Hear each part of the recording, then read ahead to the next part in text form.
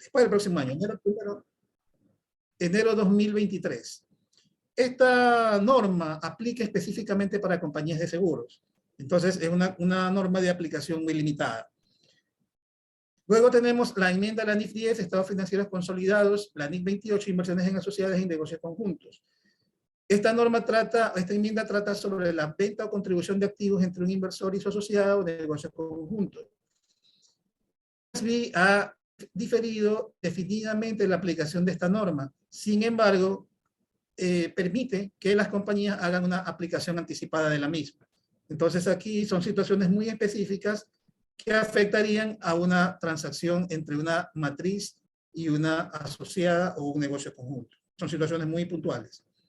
Luego tenemos la enmienda de la NIF 3, que son referencias al marco conceptual, ciertas actualizaciones. Estas ya están vigentes para el enero 1 del 2022. Luego tenemos una enmienda de la NIF 16, que trata específicamente sobre el tratamiento en propiedad, planta y equipo de las ganancias que se obtienen de estos activos antes del uso esperado. ¿Qué pasa si yo tengo, por ejemplo, un terreno y sobre ese terreno voy a construir un edificio o un complejo inmobiliario? ¿Qué pasa si antes del desarrollo de ese complejo inmobiliario, ese terreno yo lo destino a un lote de parqueo, por ejemplo? ¿Cómo trato las ganancias que me generan ese uso de ese terreno antes del uso esperado? Aquí encontramos las alternativas que me da el IASB para el reconocimiento y tratamiento de esta situación. Esto está vigente para enero 1 del 2022 y, como he quedado dicho, es posible aplicarlo anticipadamente.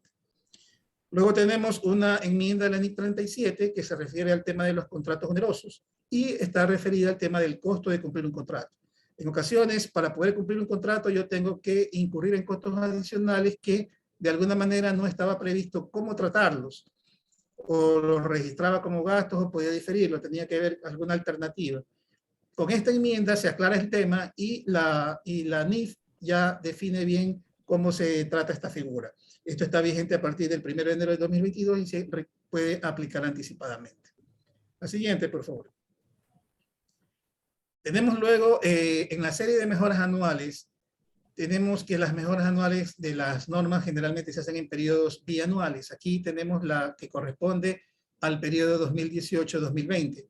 Entre esas hay una serie de enmiendas a la NIF 1, que es el marco conceptual, la NIF 9 de instrumentos financieros, la NIF 16 de arrendamientos y la NIF 41 relacionada con la actividad agrícola. Entonces, estas mejoras se aplican a partir del 1 de enero de 2022, excepto aquella enmienda que aplica a la norma de arrendamiento mercantil, que tiene una fecha distinta. Sobre el tema de la enmienda a la NIF 1, se está identificando en esta norma la clasificación de pasivos como corriente y no corriente. Un tema que aparentemente no es complejo si lo leemos así nada más, pero sí hay unas consideraciones que ahora da el IASB para efectos de la clasificación de un pasivo como corriente o no corriente. Esto es indudablemente importante, específicamente para aquellas compañías que tienen que cumplir con ciertos convenios, con sus prestamistas, con el mercado de valores, en el tema de mantener índices financieros. Entonces, este punto de aquí es muy importante. Este está vigente a partir del 1 de enero del 2023, sin embargo, se permite su aplicación anticipada. Luego tenemos las enmiendas a la NIC 12. La NIC 12, ustedes recuerdan que es la norma sobre impuesto a la renta, impuesto sobre las ganancias.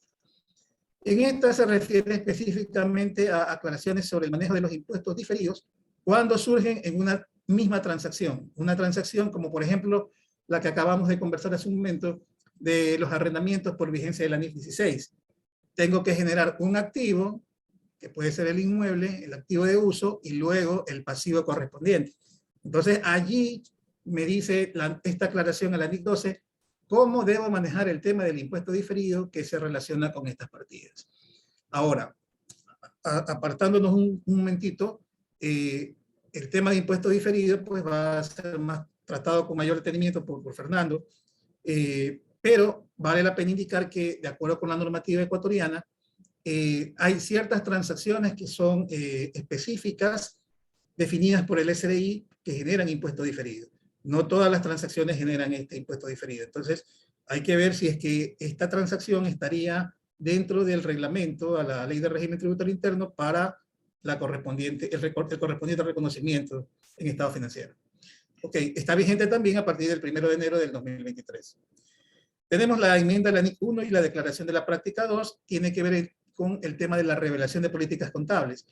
En el tema de políticas contables, les puedo indicar que hay un movimiento bastante grande a nivel internacional para hacer consideraciones. Algunas entidades de control en el exterior están pidiendo que nos fijemos mucho en las revelaciones de políticas que tienen que ver con el cambio climático. Ustedes dirán, bueno, pero el cambio climático no me afecta a una compañía comercial, no me afecta a una compañía industrial tal vez, pero no, realmente hay una aplicación muy grande y se está desarrollando mucho material sobre este tema. Entonces es una cuestión que en el futuro nos va a impactar y hay que estar preparados. Este tema está vigente para el 1 de enero de 2023, como les estoy indicando, justo porque se está actualmente trabajando en afinar detalles para las revelaciones de estas políticas y sin embargo lo que ya está al momento se puede aplicar anticipadamente. Finalmente tenemos la enmienda de la NIC 8 en el tema de la estimación contable. Aquí, si bien es cierto, la norma NIC 8 había definido ya lo que era una estimación contable, en esta norma, en esta enmienda que sale, se aclara mucho más y se ponen ejemplos de las situaciones que reconocen, que deben reconocerse como una estimación. Está vigente a partir del 1 de enero del 2023, pero puede aplicarse anticipadamente. Si hubiera alguna situación que requiriera el tema de la definición, ustedes podrían incluirlo en sus estados financieros con las revelaciones correspondientes. Bien, hasta ahí lo que serían las normas que están de acuerdo con el IASB obligatoriamente vigentes para el cierre de este año y aquellas que ustedes pudieran aplicar anticipadamente, aun cuando su fecha de aplicación obligatoria es a futuro. Como ha quedado dicho por Cristian, cualquier duda que tengan sobre estos temas, ustedes pueden comentarnos en cualquier momento. Vamos a ver ahora aquellas consideraciones que debemos hacer, la segunda parte de esta presentación, las consideraciones que debemos hacer respecto de la preparación de los estados financieros. El principal que tenemos, vamos a tener que ver con los efectos de la pandemia. Dentro de los efectos, hay 4 temas específicos. El tema de interrupciones en la cadena de suministro. Ustedes han escuchado el tema de la crisis de los contenedores, ¿verdad? Toda esta figura que ahora me va a incurrir en mayores costos y que finalmente esos costos, ¿de dónde van a ir a parar? Van a ir a parar finalmente al consumidor. Entonces, temas que nos afectan. La escasez de mano de obra.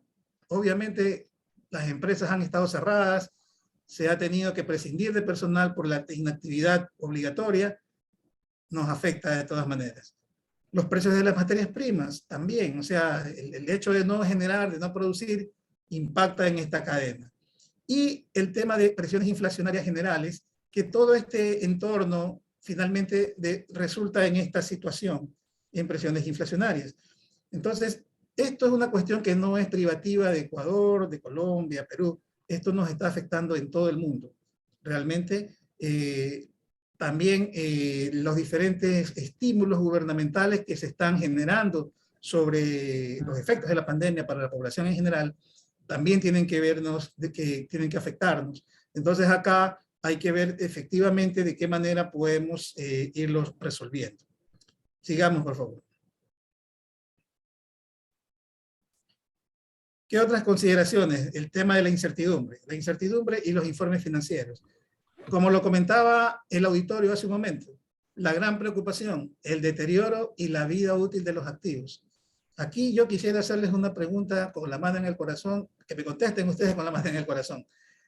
En aquellas empresas que aplican NIF completas, ¿quiénes aplican la revisión anual de la vida útil, de la depreciación de sus activos? ¿Lo hacemos? No lo hacemos, creo yo. Porque ni siquiera en la universidad nos lo enseñaran. A mí nunca me dijeron esto. Cuando ya empecé mi camino en esta profesión, ya hace bastante tiempo, fue un impacto bastante grande entender que había que hacer una evaluación anual.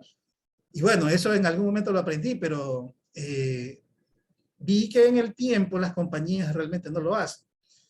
Entonces es un tema que realmente sí debe de tomarnos consideraciones, no solamente por la situación actual de la pandemia, porque creo que por este tema muchos han vuelto a ver este asunto y decir, oh, tengo que hacer una revisión de mi vida útil, de mi periodo de depreciación, en fin. Entonces allí recién estamos mirando el tema, pero no, realmente es una cuestión, es un requerimiento de norma que ya lo vamos a ver más adelante. Y el tema de deterioro es otro tema que en el caso de los instrumentos financieros, los activos financieros, es importantísimo, porque aquellas empresas que aplican NIF completas, no es que tienen que seguirse manejando como se hacía antes con el esquema de las pérdidas incurridas. Ahora tenemos que usar la bolita de cristal y anticipar las pérdidas. El enfoque se llama pérdidas esperadas, pero eso ya lo vamos a ver en un momento. Entonces también las entidades van a necesitar evaluar si es que ha surgido algún desencadenante de deterioro debido a cambios adversos en el mercado o la misma obsolescencia de los activos. El hecho de que estuvieron algunas empresas cerradas y no les impedía comercializar sus productos, hizo que los productos en percha se volvieran obsoletos. Entonces, esa obsolescencia ha sido reconocida, no ha sido reconocida. ¿Qué debemos hacer? Ya lo vamos a ver más adelante. También el tema de la determinación del valor en uso. Un ratito, Fernando, gracias. También el tema de la determinación del valor en uso o valor razonable, menos los costos estimados de venta, cuando estamos haciendo proyecciones, en el caso de los flujos descontados, flujos de efectivos descontados, sí es un tema que también tenemos que considerarlo muy, muy detenidamente, porque si yo aplico la NIF 13 que habla sobre el valor razonable, la medición de valor razonable, sí me va a afectar decididamente cuando yo quiera evaluar el tema de deterioro. Entonces, son temas que van amarraditos de la mano, ¿no? Entonces, hay que tener mucho cuidado con estos temas si es que hago proyecciones financieras con flujos descontados. Ahora sí, Fernando, gracias. El tema, como les decía, las pérdidas crediticias esperadas, las recesiones que provocó la pandemia pueden hacer que los prestatarios experimenten dificultades para cumplir los compromisos. O sea, es una cuestión muy, muy normal que si no estoy generando ingresos porque tuve que cerrar mi negocio, ¿cómo atiendo a mis proveedores? ¿Cómo atiendo a mis trabajadores? ¿Verdad? Entonces hay que tener eso muy en cuenta. Y bien que ustedes también lo notaron. Siguiente. Otro tema importante, el negocio en marcha. Si tenemos problemas de incertidumbre, un escenario medio complejo, con el COVID-19, con un nuevo gobierno, con impuestos que suben, con situaciones que a veces escapan del control, es bastante difícil poder asegurar que mi negocio se va a mantener en el tiempo. Recuerden que esto es un principio contable que me requiere que yo evalúe la continuidad de mi negocio por al menos los siguientes 12 meses. Entonces, mi compañía está generando actualmente los flujos suficientes como para permitirme visualizar que en este escenario voy a permanecer por los próximos 12 meses. Hay que tener en cuenta ese tema, ¿no? Entonces, hay algunas situaciones que realmente nos plantean la incertidumbre. Tenemos que ser muy objetivos y determinar cuál es el que más me puede afectar y si hubiera realmente un riesgo de que mi negocio continúe, tendría que hacer las revelaciones adecuadas en los estados financieros. Ok, siguiente. Otro tema, el impuesto sobre la renta. Cuando ya no sabíamos todas las respuestas, nos cambiaron las preguntas, dicen en algunas partes, ¿verdad? Acá, con cada gobierno que llega, las normas o las reglas sobre el impuesto a la renta también cambian. Entonces, si bien es cierto, para este año ya más o menos teníamos domado al potro, ahora me cambiaron el potro. Así que tenemos que volver a revisar los temas. Si bien es cierto, no para este año, pero sí en mis presupuestaciones, en mis proyecciones, considerar estos efectos para los cuales también, mando la cuñita, los invitamos al próximo seminario en el que vamos a ver con más detenimiento todos estos temas que definitivamente son de mucho interés. Entonces, efectivamente, esta situación también es una cuestión que me representa alta incertidumbre y tenemos que evaluarla en consecuencia. Siguiente. Otro tema que hay que considerar muy detenidamente son aquellas provisiones y pasivos contingentes. Sea que estas provisiones sean cuantitativamente grandes o no, tenemos que reconocerlas en los estados financieros. Las circunstancias con las que se relacionan a veces pueden ser de gran importancia para inversionistas y pueden darme indicios sobre las obligaciones que mantiene la entidad, ¿sí? Por ejemplo, sobre las remediaciones ambientales que pudieran generarse. El caso de las compañías que se dedican a la actividad agrícola, por ejemplo, ¿no? O las industrias que generan de pronto polución al ambiente, qué tipo de situaciones pudieran afectarlo. En este tema los reguladores están buscando realmente cuestiones para mejorar el tema de la remediación ambiental y tratar de evitar que el impacto sobre el calentamiento global afecte más de lo que está afectando en este momento. Siguiente. El tema de juicios y estimaciones.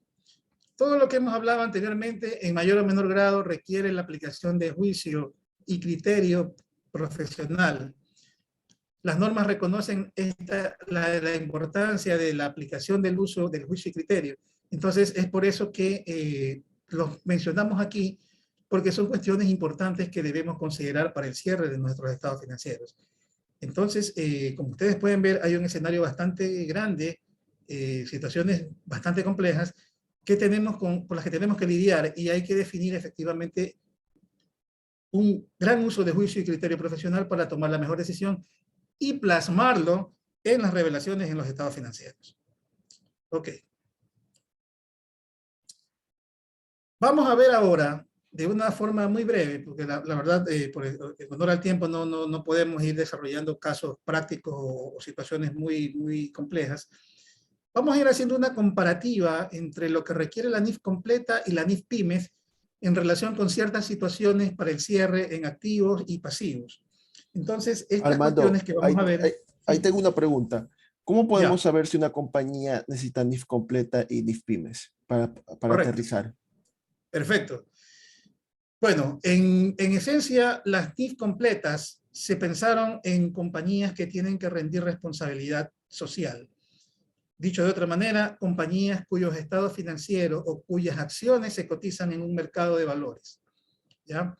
Entonces, todas aquellas empresas que están transando sus acciones o, en el caso ecuatoriano, por ejemplo, salen a mercado a través de la emisión de obligaciones, emisión de papeles comerciales o cualquier otro instrumento con el que pueden salir a mercado, deben aplicar necesariamente NIF completas, aun cuando sus niveles de activos, empleados, ingresos, no cumplan con los parámetros que están establecidos en otras legislaciones, ¿sí? Entonces es importante tener en cuenta eso, ¿ya? Básicamente ese sería el tema. Las NIF Pymes, por el contrario, se pensaron para aquellas compañías que están fuera de ese grupo que sí tiene que rendir responsabilidad social. Es decir, las NIF Pymes pueden ser aplicadas por el resto de empresas, ¿sí? En una forma muy amplia, muy genérica, como te lo pudiera explicar, sería ese el escenario. NIF completas para compañías que cotizan acciones en bolsa o que están en el mercado de valores con emisión de cualquier título valor, y NIF Pymes para compañías que no emiten títulos valores, que no cotizan acciones en bolsas. Así básicamente. Una consulta también sobre eso. Hace tiempo la Super de Compañías emitió un listado de empresas que no es que cotizan, no solamente cotizan en bolsa, pero que son Sociedades de interés público. correcto, de interés público. Es como, por ejemplo, escuché por ahí aquellos que compran y venden temas de intermediación, algo por el estilo. ¿Ellos qué serían? ¿Pymes o completas? Mira, en esencia, la Super también requirió que estas compañías, las sociedades de interés público, apliquen normas NIF completas, por cuanto, por la definición que ellos dicen, es una sociedad de interés público. Entonces, llaman la atención de mercado por alguna situación en específico que se ha definido. Algunas cosas ahí, por ejemplo, como tú me comentabas, el tema de las intermediarias, sí, tienen que ver bastante por el tema de que también están bajo la mira de la UAF, ¿ya? Entonces, y así más o menos la Super también está un poquito en esa línea. Pero básicamente estas compañías también podrían aplicar lo que es NIF completas. Ok. Entonces, vamos a ir viendo en unas cuantas ejemplos que tenemos acá de los rubros del estado de situación financiera. Vamos a ver qué diferencia nos da. Por ejemplo, en lo que tiene que ver con efectivo, el estado de flujo de efectivo en específico, las NIF completas fomentan informar los flujos de efectivo de las actividades operativas aplicando el método directo. La NIF para pymes no lo indica de esa manera, entonces como que te da libertad de que uses o el método directo o el método indirecto. En las NIF completas también se incluye una alternativa para presentar el flujo de efectivo neto de operaciones bajo el método indirecto, si quieres usar el indirecto, mostrando los ingresos y gastos revelados en el estado de resultado integral y los cambios durante el periodo en inventarios y cuentas por cobrar y por pagar operacionales. Ese requerimiento, esa alternativa, no se contempla en las NIF Pymes. Entonces, como tú puedes ver en las NIF Pymes, me piden un estado de flujo básicamente que método directo. ¿Sí? Entonces ahí hay que ver el tema, ¿no? Entremos a la parte de instrumentos financieros, específicamente en los activos. Cuando la NIF 9 entró en vigencia en el 2018, nos cambiaron también ya un poco el tema y de las 5 categorías que teníamos anteriormente, ahora quedamos en 3. Costo amortizado, valor razonable con cambios en ORI y valor razonable con cambios en resultados. ¿De qué depende cuál aplicar? Esto va a depender de los flujos de efectivo contractuales del instrumento y el modelo de negocio en el que se mantiene. Entonces, estos son criterios totalmente diferentes de lo que se manejaba anteriormente. En lo que es NIF Pymes, más bien hablábamos de otra figura, hablábamos de los instrumentos para comercializar, instrumentos disponibles para la venta, algo teníamos de costo, pero ya ahora, como ustedes pueden ver, en NIF completas ya el costo no es aceptado, ahora es costo amortizado. ¿Ya? Entonces, vamos a la siguiente. Allí tenemos un cuadro en el que aclaramos un poquito más este tema, ¿no? ¿De qué depende usar cada uno de los esquemas de valoración de los instrumentos financieros activos? Bueno, en la columna de la izquierda tenemos las características de los flujos contractuales.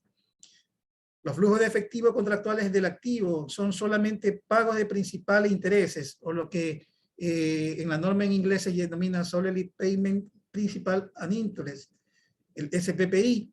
Si la respuesta a esta pregunta es sí, tenemos entonces que ir a otra pregunta más. Ok, vamos al modelo de negocio. ¿Cuál es el objetivo del modelo de negocio? Entonces, si el objetivo de negocio es mantener el activo por cobrar, para cobrar sus flujos de efectivo contractuales, si ese es el único propósito, entonces requiere que yo lo clasifique bajo NIF 9 al costo amortizado.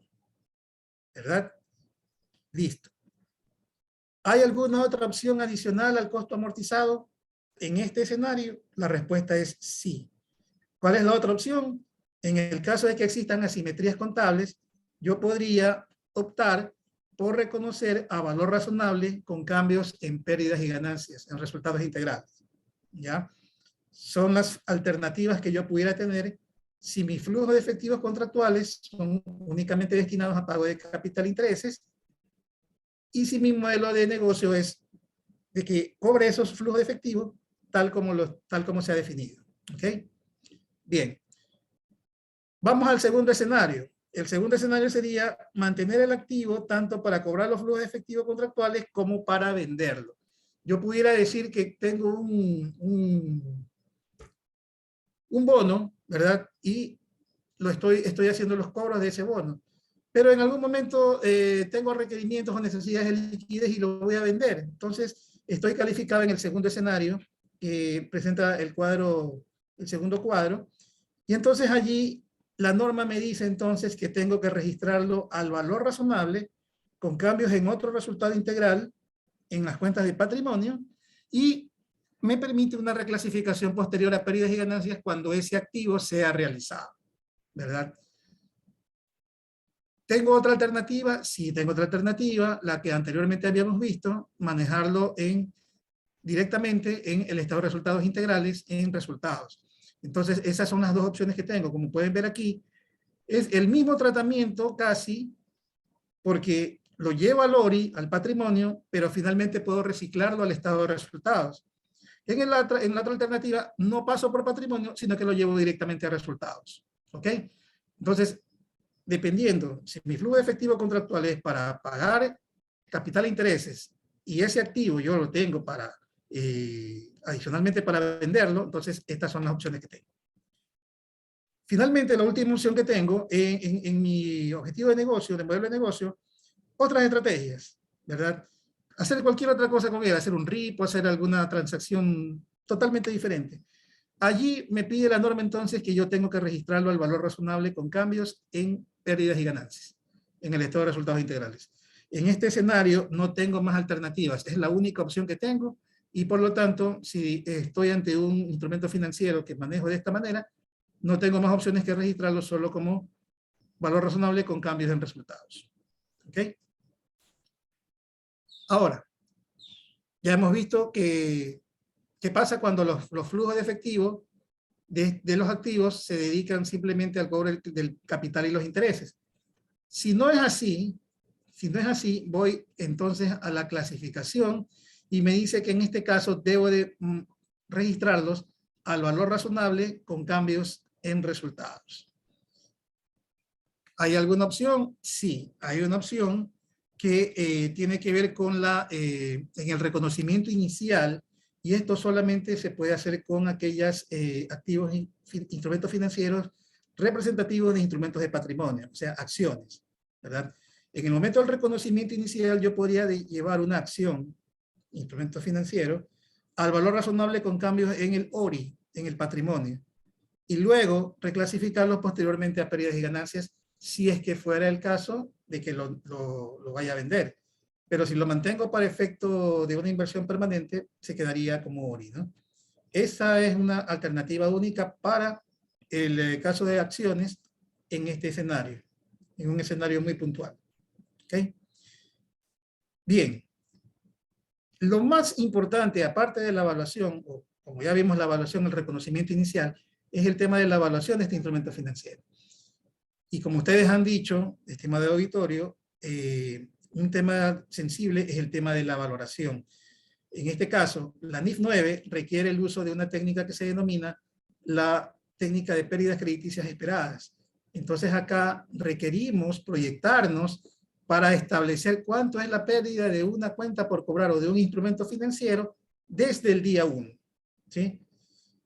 Esto quiere decir en términos muy llanos que si usted le vendió cualquier servicio, cualquier bien a Álvaro Novoa, tiene que hacerle una provisión en la cuenta por cobrar del señor Novoa desde el día 1. Obviamente no le va a hacer una provisión del 70, del 80%. Le hará lo mínimo que le requiere la norma, el 0.5, el 0.10, el 0.20%, pero al fin y al cabo es un requerimiento de provisión, ¿sí? O sea, ¿cuál es la probabilidad de que el señor Novoa caiga en default? Es nula. Pero para estos efectos, obviamente este es el caso extremo. Para el caso de las compañías, este análisis se requiere hacerse sobre una base de información histórica que debe estar debidamente compilada por la compañía, de tal manera que ella pueda hacer un análisis adecuado y decir, bueno, el señor Novoa en algún año, en algún periodo falló, cayó en mora, entonces ya no tiene su récord como en el del buró de crédito, ¿no? Ya le ha bajado a 800, ya no está en 999. Entonces son cosas así con las que tenemos que ir manejándonos ahora. En el caso de las NIF Pymes, era mucho más sencillo porque allí básicamente provisionábamos sobre lo que ya estaba perdido. Un cliente me enteré que quebró, ok, hice las indagaciones, efectivamente presentó la super, lo declaró yo que está en proceso de liquidación, ok. Ya comienzo con una provisión alta, ¿no? Entonces, acá ya hablo sobre la cosa juzgada casi. En el caso de NIF completa, NIF 9, no, allí tengo que anticiparme a los hechos. ¿Qué es lo importante de estos dos enfoques? Que ambos requieren la medición por efectos fiscales de deducibilidad. Entonces, si bien es cierto, por NIF, yo pudiera decir, yo requiero una provisión de 100, pero fiscalmente solo puedo deducirme 80, ahí viene el tema. Desde el punto de vista como auditor, yo te digo, tienes que registrar los 100. Y la diferencia la tendrás que tratar como un gasto no deducible, ¿verdad? Lamentablemente, esta figura, por ejemplo, del deterioro de activos o de cuentas por cobrar en específico, no está contemplado por el SRI para el tema de impuestos diferidos, ¿sí? Porque esta es una diferencia temporal, o sea, podría ser una diferencia temporal que pudiera generar un activo por impuesto diferido, ¿sí? Entonces, aquí hay que tener en cuenta esa circunstancia, porque es muy probable que si yo aplico NIF completas, mi requerimiento de provisión vaya a ser mucho más elevado que cuando utilizo NIF pymes, ¿verdad? Pues ahí hay que tener en cuenta, en ambos escenarios, ver el tema de deducibilidad. ¿Okay? Vamos con la siguiente. En este cuadrito les quiero presentar un poco cómo es la figura de la pérdida por deterioro. Tenemos dos enfoques. El enfoque general, donde mido las 3 etapas del activo financiero y requiero establecer una provisión por los 12 meses inmediatos del crédito o por el tiempo de vida de esa operación. Entonces, todos los activos financieros sujetos a deterioro entran en esta categoría, excepto las cuentas por cobrar comerciales o los activos por contrato que se generan por las ventas a crédito normales. En el enfoque simple, que es el que normalmente estamos aplicando las compañías en Ecuador, no dividimos los activos en etapas, sino que vamos directamente a una pérdida crediticia esperada por el tiempo de vida del activo. Durante todo el tiempo de vida del activo vamos a definir cuánto es la pérdida que esperamos, y en este escenario entran las cuentas por cobrar comerciales, los activos por contratos de la NIF 15 y las cuentas por cobrar por arrendamiento mercantil. Este es un tema también que se enmendó en años anteriores para permitir que por la vigencia de los arrendamientos se incluyan también estas figuras. Okay.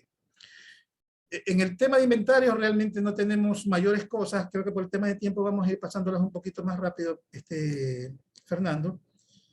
Básicamente vamos un poquito rápidamente en el tema de inventario, un poquito el tema del deterioro, ¿no? Solamente aquí considerar el tema de que cuál es la regla de valoración, que los inventarios se miden al costo valor neto realizable, el menor.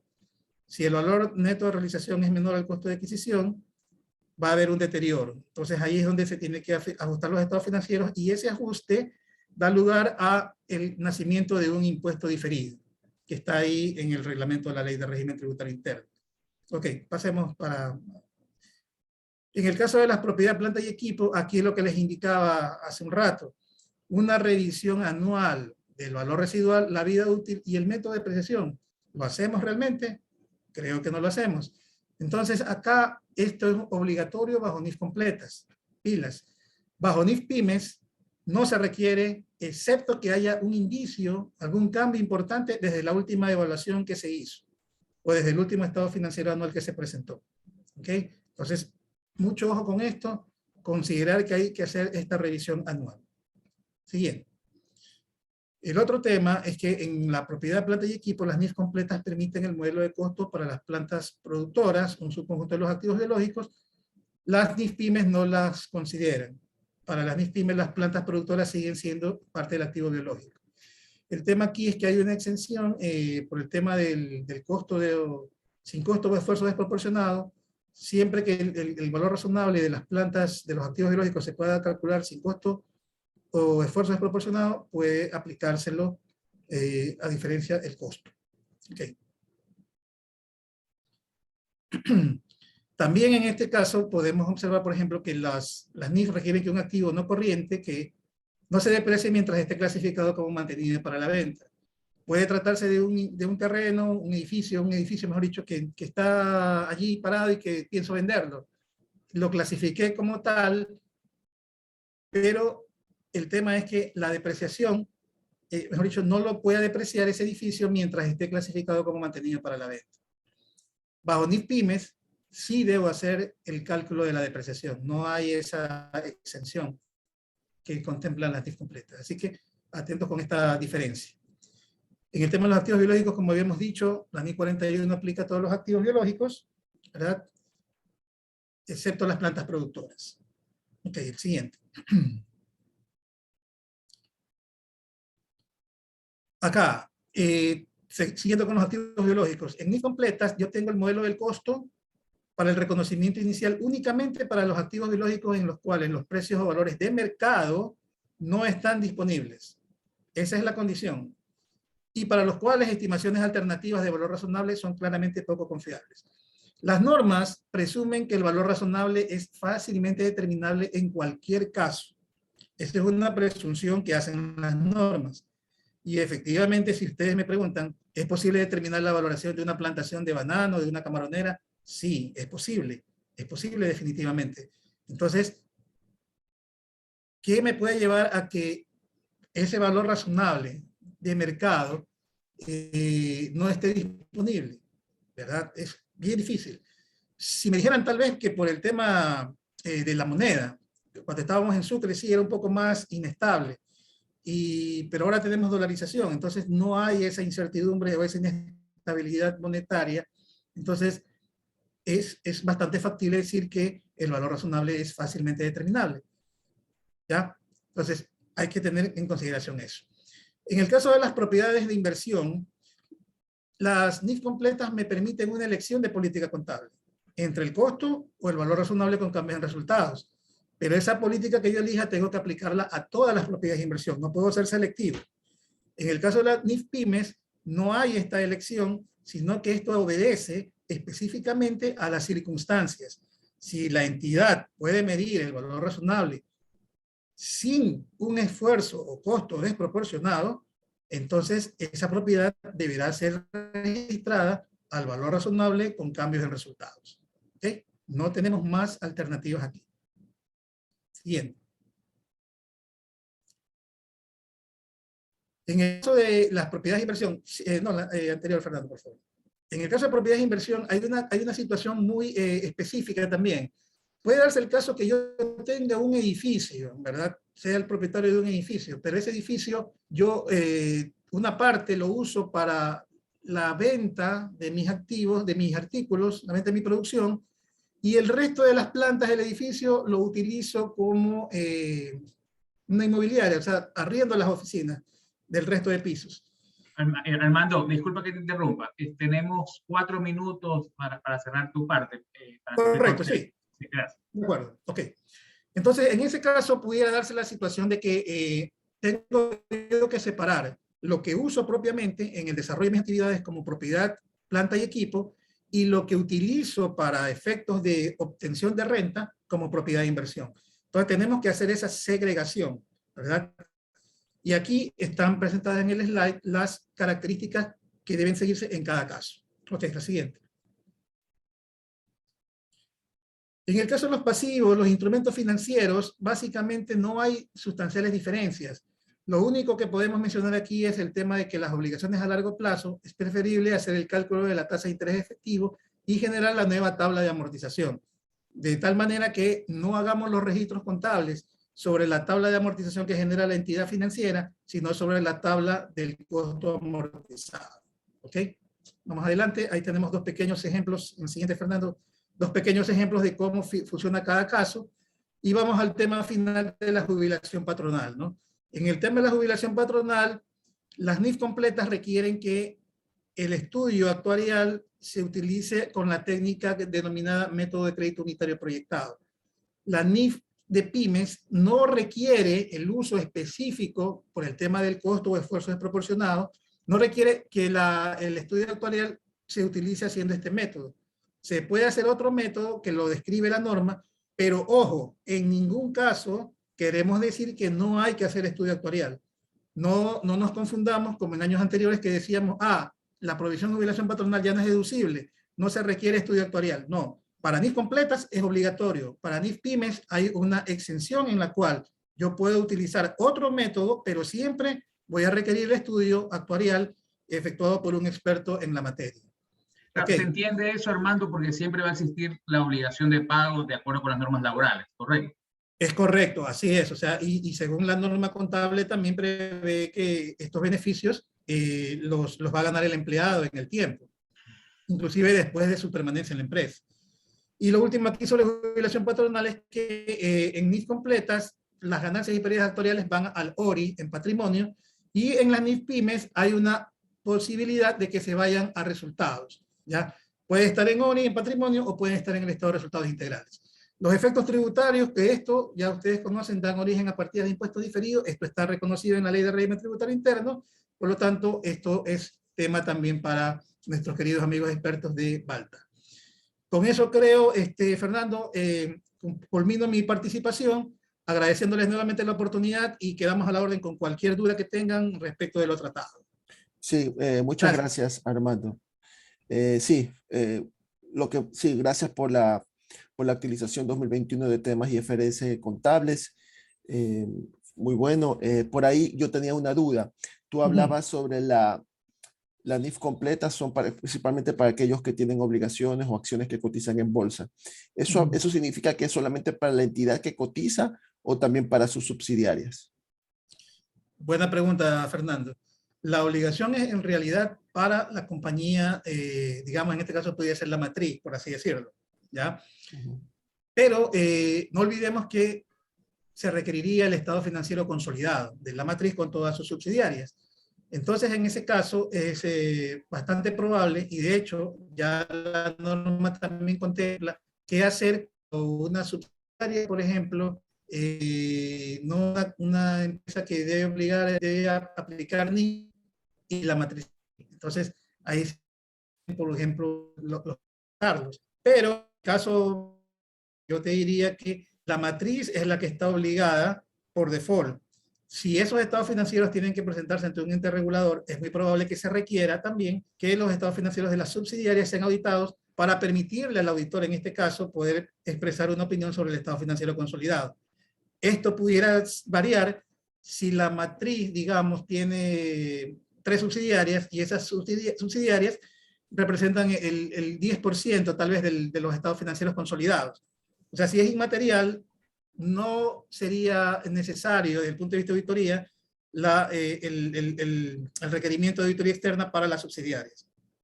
Perfecto. Espero haber aclarado esa duda. No, sí, perfecto. Te agradecemos muchísimo, Armando. Seguimos a la continuación con nuestra parte, la parte tributaria, que la vamos a realizar Cristian y Cristian Vaquerizo y mi persona. Antes de eso, quisiéramos también otra vez lanzar una pequeña encuesta antes de comenzar con el tema fiscal. La pregunta es, si lo pueden observar, ¿cuáles creen que serán los retos para un cierre fiscal exitoso? ¿Sí? Ya vimos la parte contable, ahora la parte fiscal. ¿Cuáles creen que son los retos que tienen las compañías, especialmente para el tema de declaración de impuesto a la renta? Jubilación patronal, impuesto diferido, determinación de los montos no deducibles, deterioro de inventarios, propiedad, planta y equipo, y otros. ¿Sí? Las pongo a su consideración. Agradecemos que todos aquellos que están dentro del presente webinar nos ayuden con sus comentarios, que son siempre importantes para poder aterrizar nuestra presentación.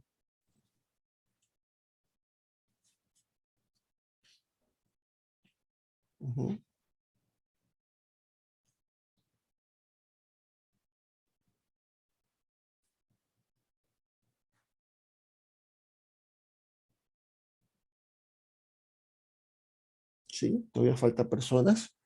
Tenemos algunas personas que están en el webinar. Hay muchas más personas en el webinar, entonces agradecemos que aquellos que puedan en sus comentarios finales, sino para cerrar el poll. Yo creo que es suficiente. Completamos resultados. Creo que no sé si están viendo la encuesta de 13 personas que han contestado. De 13 personas que han contestado, el 46% considera que son la determinación de los montos deducibles, algo que siempre es recurrente todos los años. De ellos, algo interesante, el 31% en jubilación patronal y desahucio, que justamente vamos a hablar ahora en este webinar. 15% impuestos diferidos, 8% deterioro de inventarios. Perfecto. O sea, vemos que los temas están en jubilación patronal, impuestos diferidos y montos no deducibles. Le agradecemos muchísimo. Ok. Entonces nosotros vamos a comenzar rápidamente.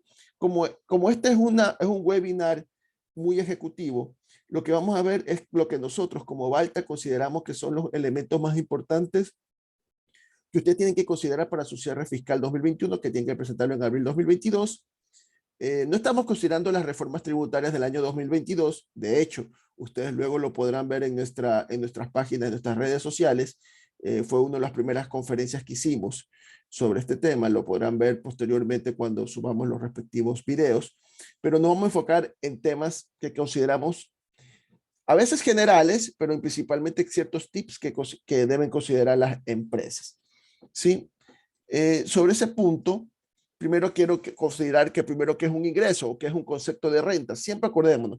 A veces no hay que ir tan elaborados o tanto detalle. A veces el back to basics, el regreso a lo esencial, a veces es la respuesta a los problemas. Acordémonos que el tema de renta, ¿qué es una renta? Es un ingreso de fuente ecuatoriana obtenido a título gratuito o teneroso proveniente de capital, trabajo o de ambas fuentes. ¿Sí? Una compañía presta servicios, vende bienes, hay un capital o trabajo que está generando la fuente ecuatoriana, el ingreso. Y que también son ingresos obtenidos en el exterior por personas ecuatorianas domiciliadas en el país o por sociedades nacionales. Sí, esta es la famosa, el concepto con estos dos, el artículo numeral 1 y numeral 2, hace que la renta mundial, el concepto de renta mundial en Ecuador sea vigente. Es decir, no solo grabas por lo que la fuente productora, por lo que produces en el Ecuador, sino que también grava para las personas residentes fiscales en Ecuador por los ingresos que tienen del exterior. ¿Sí? El reglamento que establece que cómo se cuantifican esos ingresos se registrarán al precio del bien transferido o del servicio prestado o por el valor bruto de los ingresos generados. ¿Sí? Esto va en línea también con las normas financieras de cómo se debe determinar o cuantificar los ingresos. Algo importante en esto del tema de los ingresos, que acordémonos que nosotros basamos nuestros estados financieros en base al devengado. O sea, sustentamos nuestra parte tributaria en base a las normas contables vigentes.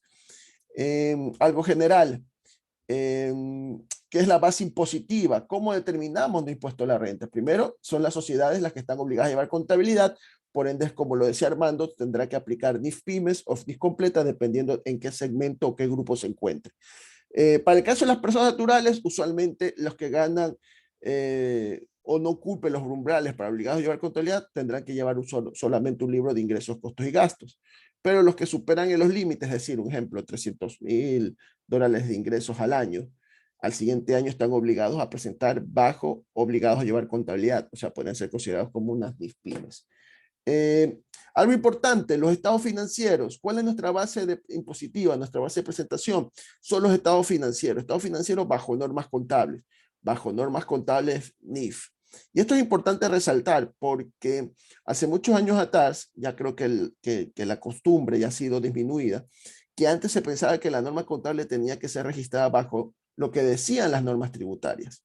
Esto te estoy diciendo 8 o 10 años atrás. Tanto así que las depreciaciones se basaban en vehículos 5 años y 5 años sin una revisión de la vida útil o una estimación adecuada de la vida útil. Eso ya ha cambiado, más con el tema de las NIF en vigencia. Pero sin embargo, siempre hay que recordar que cuando uno consulta un tema tributario, cuál debe ser su tratamiento tributario, en este caso, deducibilidad o no deducibilidad, primero tenemos que preguntar si el tratamiento contable es el adecuado para el grupo que se encuentre, NIF pyme o NIF completas. ¿Sí? Ese es el primer punto que tiene que comenzar un análisis tributario. Primero, revisar la norma contable, que esté adecuadamente registrado o estimado, su estimación contable, lo que corresponde a una provisión, que cumpla con los principios de las NIF. Una vez cumplido eso, sigue la siguiente etapa, que es la revisión de los conceptos de los tratamientos fiscales, deducibles o no deducibles para impuesto a la renta. ¿Sí? Esto es siempre importante recordar. Recordemos que en el artículo 9, para efectos de conciliación tributaria, el artículo 9 detalla todos nuestros ingresos exentos. No los hemos detallado porque usualmente son los mismos de siempre, no ha cambiado. Va a cambiar algo en el año 2022, pero para el año 2021 no ha cambiado respecto al año 2020. Por ahí recordar que cuando son dividendos, acordémonos que dividendos entre sociedades nacionales, que se reparten entre sociedades nacionales, en ese caso sí son exentos, para todo lo demás es gravado, pero de ahí los ingresos exentos están detallados en el artículo 9, ¿sí? Deben ser considerados en la conciliación tributaria. Gastos no deducibles, todo lo que está en el artículo 10, en el artículo 28, 10 de la ley y en el artículo 28, 29 del reglamento. Para gastos no deducibles locales, para deducibles del exterior, artículo 30, 31. ¿Sí? en los cuales vamos a revisar todos los límites, algunos gastos no deducibles que ya conocemos, pero hay otros específicos o especiales como los límites en gastos de viaje o los límites que hay con gastos con partes relacionadas. ¿Sí? Finalmente, el artículo 46 es el que me detalla o la sustancia técnica que soporta el contenido del formulario 101, la declaración de impuesto a la renta, sobre los conceptos de que deben ser desglosados en una conciliación tributaria. ¿Cómo conciliar mi utilidad contable hacia la utilidad tributaria, o sea, la base imponible, para calcular el correspondiente impuesto causado? Y finalmente, la tarifa de impuesto a la renta, que corresponde al artículo 37 de la ley o el artículo 51 del reglamento. Estamos recordando. En ese sentido, los gastos deducibles, como los comenté, es el artículo 10. ¿Sí? Todos los artículos 10 establecen los que son los no deducibles, pero algo importante que siempre se tiene que recordar, porque a veces pensamos que solamente tiene que estar en el artículo 10 para ser no deducible. Un gasto puede también transformarse en deducible a pesar que no está en el artículo 10 cuando no cumple la condición de que sea un gasto para obtener, mantener o mejorar la renta gravada. ¿Sí? Aquí hay un principio de concordancia, un principio de reciprocidad. Yo tengo gastos deducibles siempre y cuando me ayuden a generar ingresos gravados. Si tengo ingresos exentos y estos ingresos exentos tienen gastos que me ayudan a generar ingresos exentos, esos se consideran gastos no deducibles o gastos no objeto de impuesto a la renta. ¿Sí? Entonces, eso es importante, tener esta relación, sin perjuicio de las otras consideraciones que establece el artículo 10. Otra cosa importante, y aquí todas son condiciones que se deben cumplir. No es que una cumple y la otra no. Tengo que cumplir todas las condiciones para que sea deducible. Otra condición es que tengo que tener comprobantes de venta válidos, ¿sí? Para que sea un gasto deducible.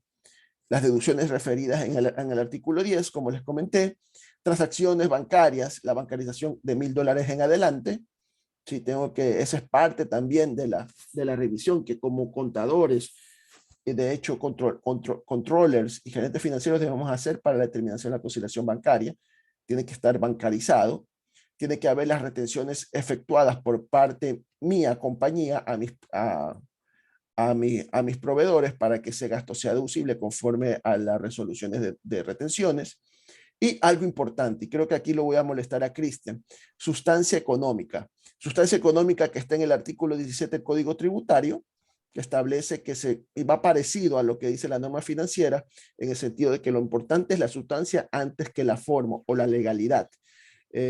Porque puede que la legalidad establezca que es un tipo de modelo, un tipo de transacción, pero la sustancia me lleva a indicar que o no tiene sustancia, por ende no debe ser un gasto, o debe ser considerada como otro tipo de transacción. En esto hubo un cambio que sí quisiera conversar con Cristian en el Código Tributario, que eso aplica a 2022, pero es relevante de que la administración tributaria, en este caso la última reforma, le da más fuerza al tema de sustancia. Cristian. Sí, a ver, la tendencia por parte de los auditores, no solo por parte del fisco, sino también de los auditores externos, es verificar si los gastos realmente tienen esencia o sustancia económica de la transacción. En materia tributaria, el artículo 17 faculta a que este tipo de gastos, si no tienen esencia económica, puedan ser considerados como no deducibles por parte de la acción tributaria. ¿Qué básicamente tiene que justificarse en este tipo de cómo se justifica la sustancia económica? La sustancia económica la podemos justificar con los contratos, con toda la información con la cual justifique la prestación del servicio. Por ejemplo, si existe un management fee pagado al exterior, debe existir el personal que se traslada acá, la justificación del servicio que se está prestando, o cualquier tipo de servicio que se preste a cualquier compañía, tiene que haber la justificación respectiva. En algunos casos se ha justificado con correos electrónicos, con informes. El tema es que tiene que existir la justificación del servicio prestado. Básicamente es eso. La reforma tributaria en algo protege en algo más al contribuyente, porque dice que ahora, para poder aplicar ese artículo 17 del Código Tributario que dice Fernando, que hablaba Fernando hace un momento, tienen que existir 3 criterios fundamentales que tienen que cumplirse. Uno de esos al menos.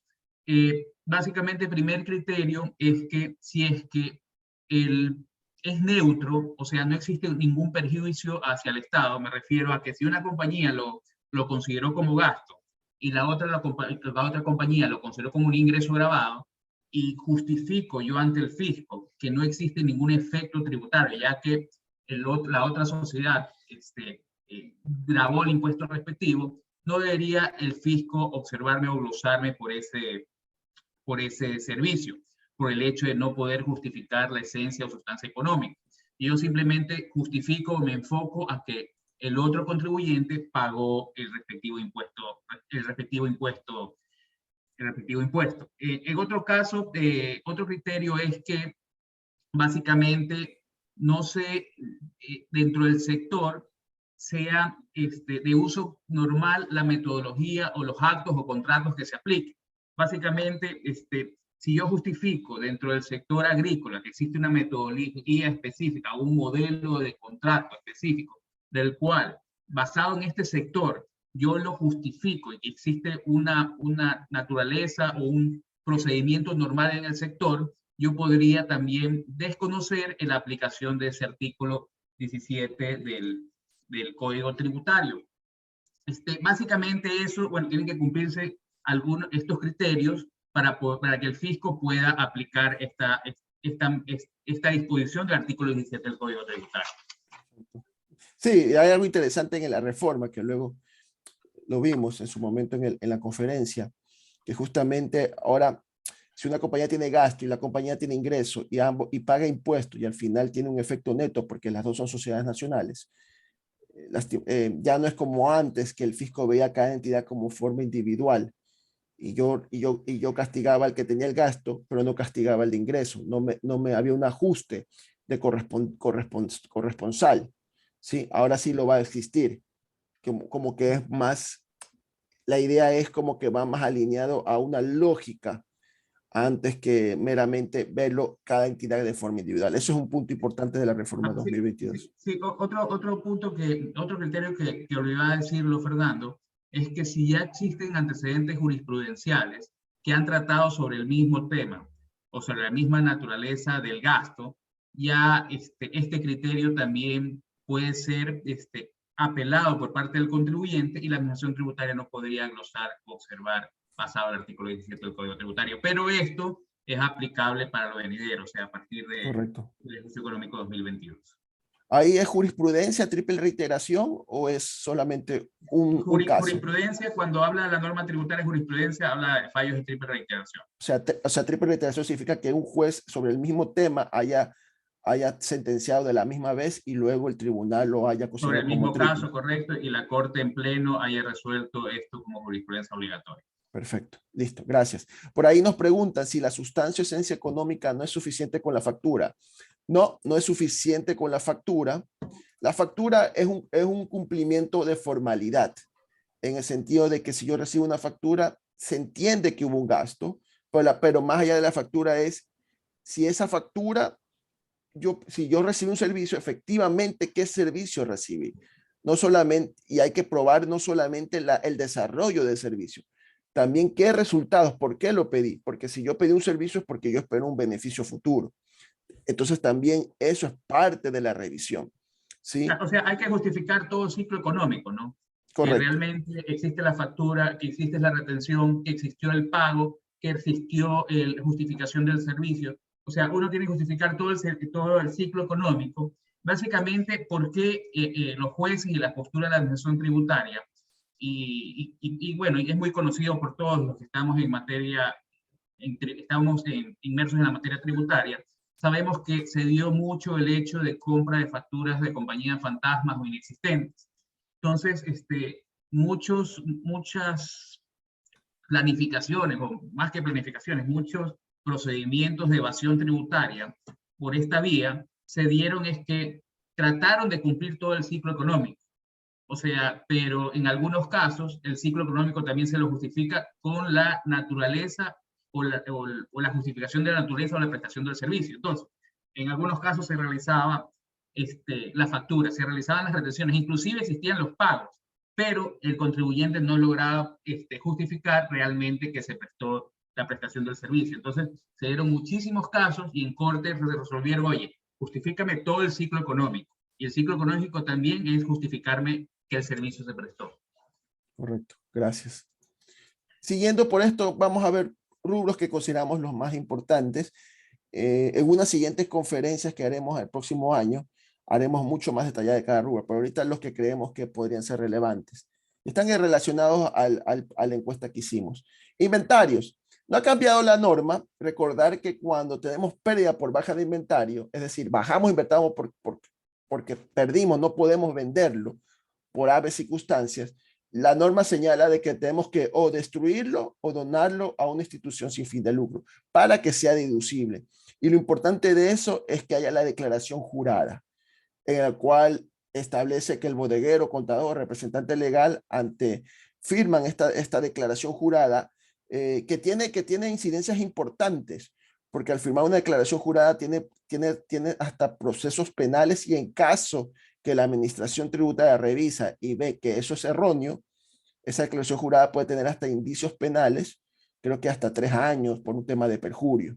¿Sí? Entonces es muy importante que si conocemos que va a haber una baja de inventario, una pérdida, tenemos que cumplir con estos procedimientos para que sea deducible.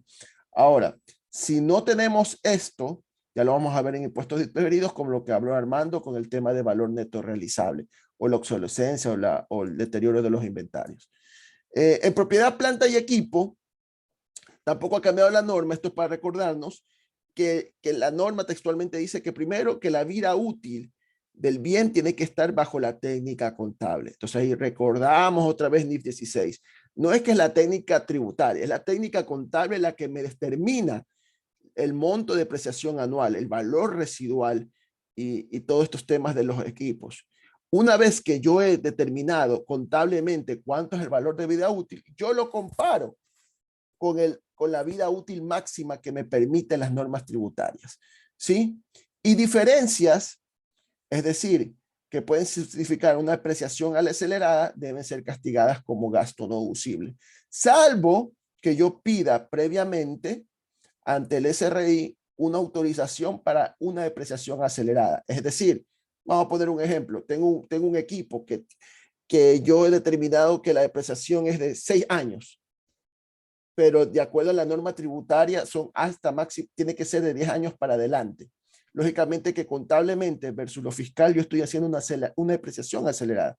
Si yo considero que ese equipo, por temas tecnológicos, por temas ambientales, por temas del sector, efectivamente está correcto los 6 años, yo tengo que ir a la administración tributaria y solicitarle una autorización previa para poderlo depreciar a los 6 años, y que tributariamente también se me lo considere 6 años y no haya ninguna diferencia temporaria. ¿Sí? Fernando, y ahí con nuestra experiencia, bueno, hemos tenido experiencia en algunas autorizaciones para depreciación acelerada. Se entendería que hay que justificarlo técnicamente, pero el procedimiento no es muy engorroso. Me refiero a engorroso a que no toma mucho tiempo. Simplemente hay que estar preparado técnicamente y tributariamente para poderlo justificar al fisco, ¿correcto? Sí, correcto. Efectivamente, es un proceso ante la administración tributaria en las cuales incluye un análisis técnico, análisis de los manuales de la maquinaria, inclusive en algunos casos análisis de un perito del sector, que le den fortaleza a poder justificar que los 6 años determinados por la compañía son los adecuados. Usualmente cuando se presentan ese tipo de sustentos, la administración tributaria los acepta. Lo que sí es importante, y esto es un tip que lo damos para aquellos que hagan depreciación acelerada, el SRI siempre pide que los ítems, que los activos fijos estén inventariados, tengan su ítem, porque esa va a ser la forma de control de la administración, de que en caso de una revisión futura de autoridad tributaria y hagan un muestreo físico de los activos, puedan poder conocer cuáles activos están autorizados y cuáles no, y eso poder llevar su respectivo control a nivel tributario en sus auditorías tributarias, ¿sí? Es un proceso que toma 4 meses.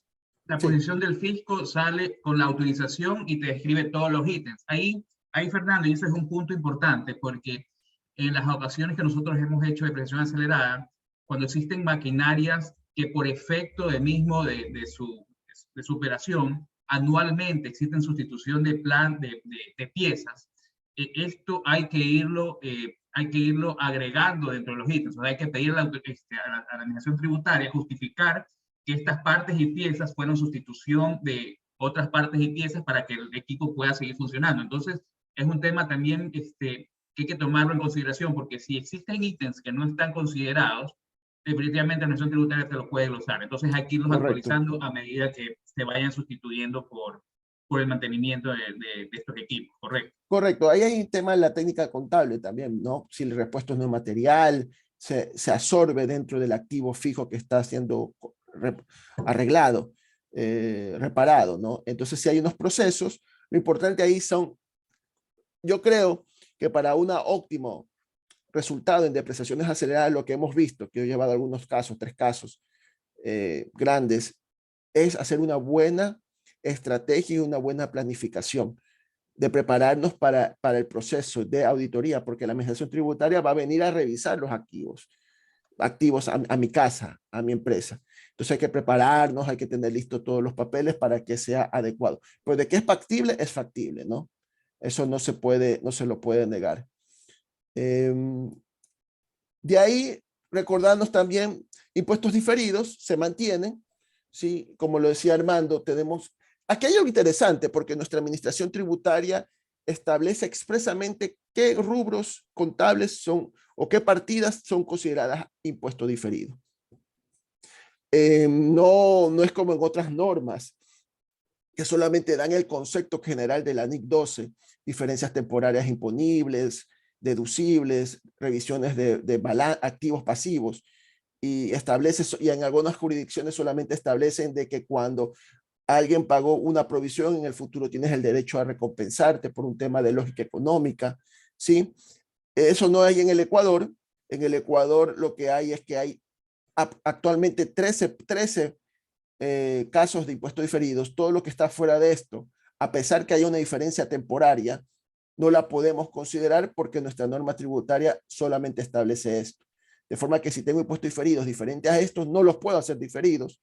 Son efectos en impuesto corriente. ¿Sí? En ese sentido, los más importantes, lo que usualmente vemos, es el de valor neto realizable de inventarios, la revisión, ¿no? Si hay una obsolescencia, un deterioro de mis inventarios, y revisar. La diferencia se considera no deducible, que se recuperará al momento de la venta del activo. Y así sucesivamente. ¿Sí? Tenemos también el deterioro de propiedad, planta y equipo. Y aquí sí me gustaría un tema conceptual. El deterioro no es lo mismo que depreciación, ¿sí? Que a veces podemos confundir. Pensar que la depreciación es un deterioro del equipo. No, la depreciación es un uso programado del bien de lo que yo estimo, que al final de la vida útil ya no lo puedo utilizar, es un uso continuo. El deterioro va más allá del uso, es un desgaste adicional a la depreciación, que hace que quizás mi vida útil sea menor a la estimada. Ese deterioro que es calculado contablemente, eso sí genera impuesto diferido, ¿sí? En el momento en que lo reconozco como un activo por impuesto diferido, que luego lo recuperaré al momento de que la venda el bien. Diferente a la depreciación, que la depreciación no me genera, por diferencias temporarias entre lo fiscal y contable, la depreciación no me genera impuesto diferido, ¿sí? Porque como lo vimos anteriormente, si hago una depreciación acelerada, donde yo tengo menos vida útil contable que la tributaria, ¿sí? Yo debería generar una diferencia temporaria, pero la norma no me lo permite. Me dice, en ese caso es no deducible, ¿sí? Porque para eso primero tienes que pedir una autorización, ¿sí? Entonces, efectivamente, como nos pregunta, ¿el gasto por deterioro es un gasto no deducible? Sí. En el caso de propiedad, planta y equipo, sí, con un derecho a un registro de activo por impuesto diferido, ¿sí? Lo mismo pasa con activos biológicos para aquellos que tienen NIC 41, pymes completas, plantas productoras y todos estos temas. También hay un impuesto diferido con el reconocimiento de la inversión que hay hasta la venta del bien, ¿sí? No podemos ahondar mucho tiempo por el webinar. pero en un futuro webinar vamos a revisar detalladamente cada uno de estos puntos.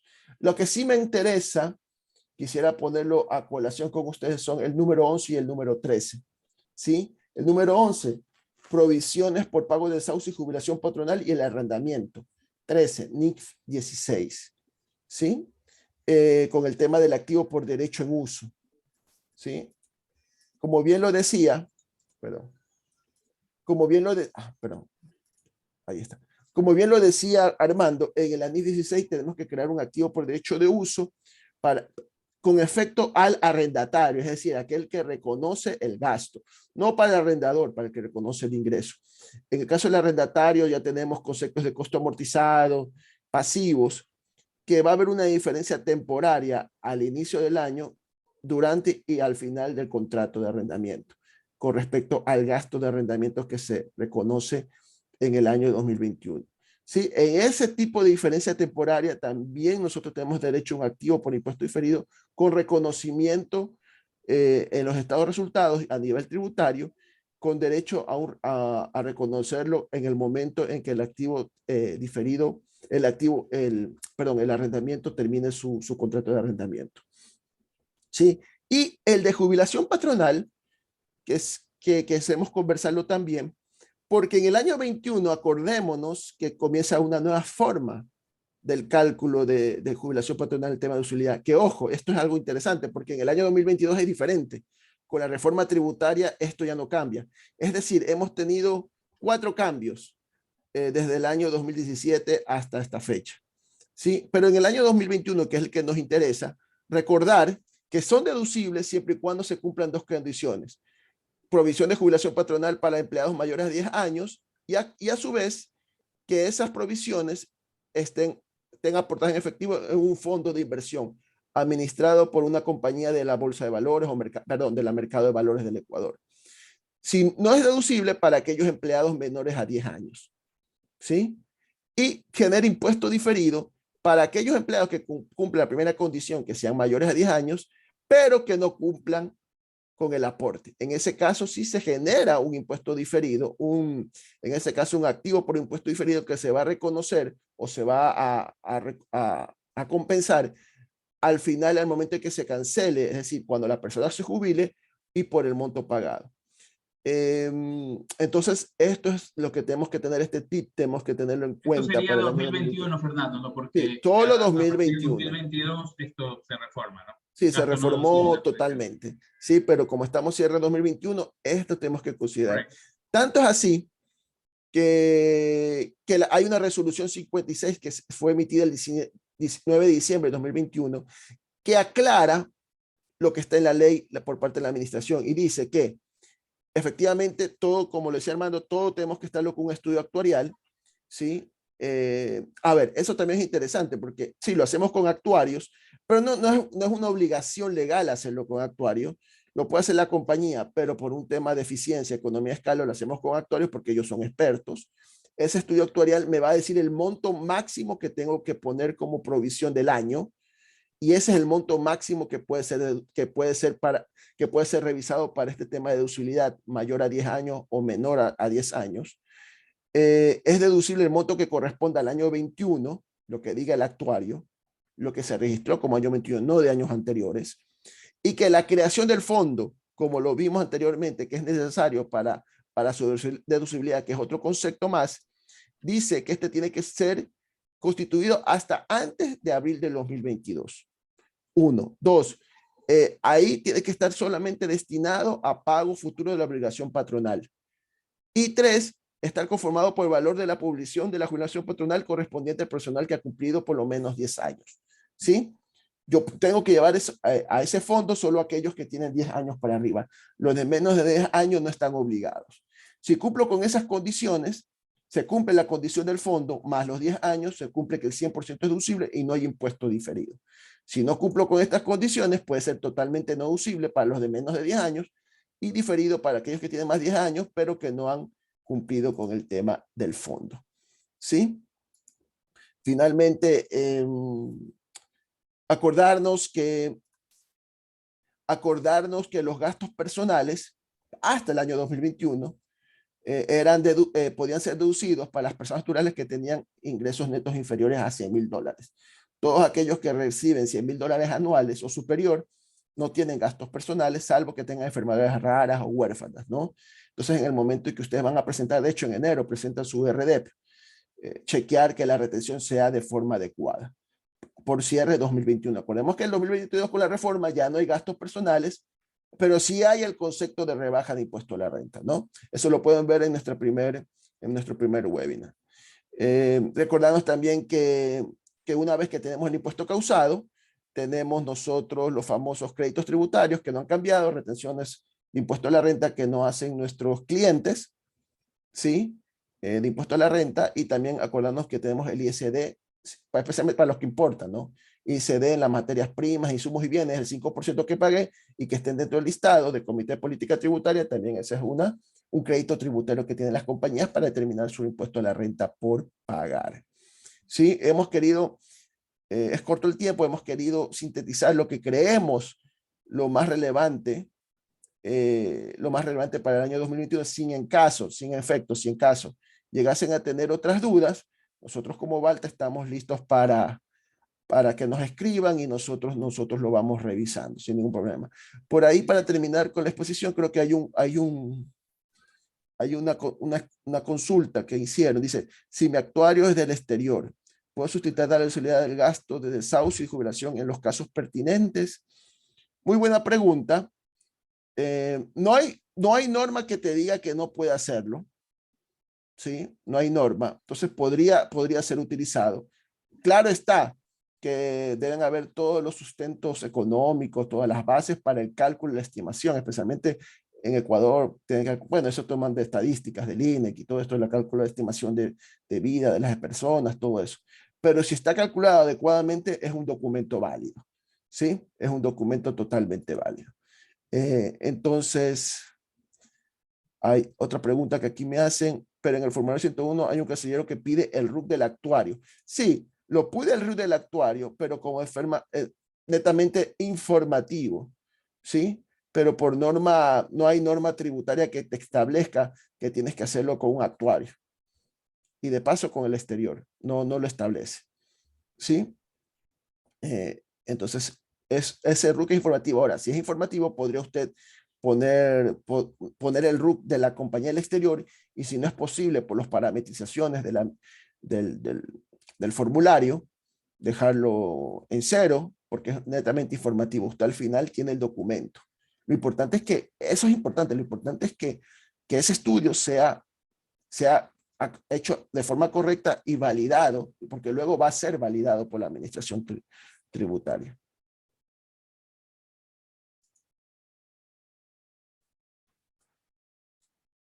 ¿Aló? La pasen, ¿sí? Hola, Fernando, ¿qué tal? Fernando, ya presenté a Gustavo, por favor, puedes poner la presentación, después seguimos con la absolución que tú estabas contestando, y al finalizar la charla de Gustavo. Sí, por favor, si puedes poner la presentación, Fernando, te agradecería.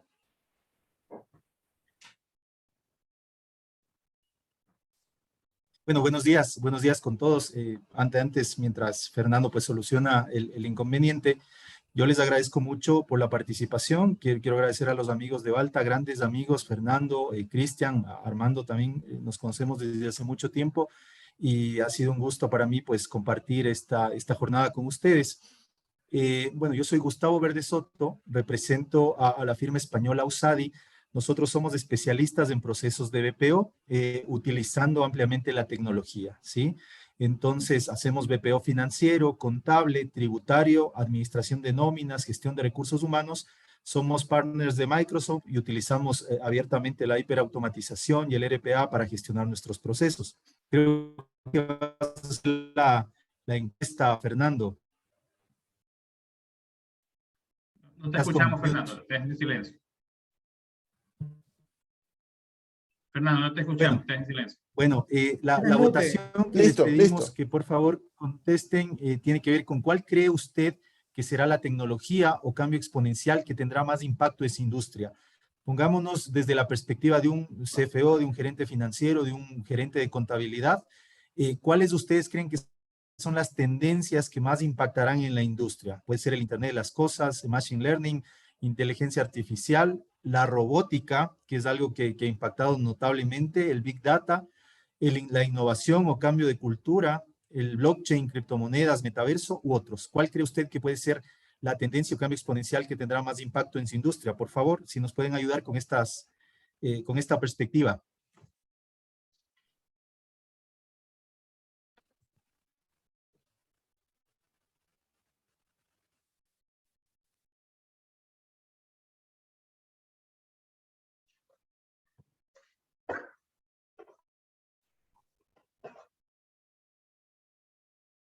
Fernando, si estás monitoreando las respuestas, tal vez ya podemos comentar algo, mostrar. Sí, ya podemos mostrar. Dame un minuto. Estaba dejando que las últimas personas voten y ahorita vamos a presentar.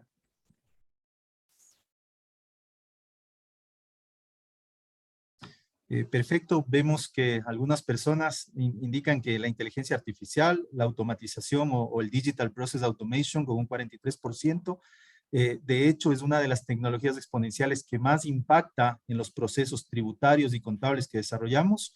El Big Data, obviamente, para generar decisiones informadas bajo una estrategia de datos, de data driven. Y finalmente el blockchain. Veo que algunas personas también han respondido el blockchain. De hecho, blockchain es algo que los contadores, los financieros, los tributaristas debemos aprender y debemos aprender ya, porque esto tiene muchos impactos. Todos los activos digitales, las empresas en el cortísimo plazo estarán haciendo transacciones con bitcoins o con otra criptomoneda y debemos entender cuáles son los impactos contables de activos digitales y tributarios que pueden tener estas operaciones con blockchain. Voy a continuar, no sé si quieren algún comentario o ya puedo comenzar con la presentación. Sí, ya puedes comenzar. ¿Puedes pasarle, por favor?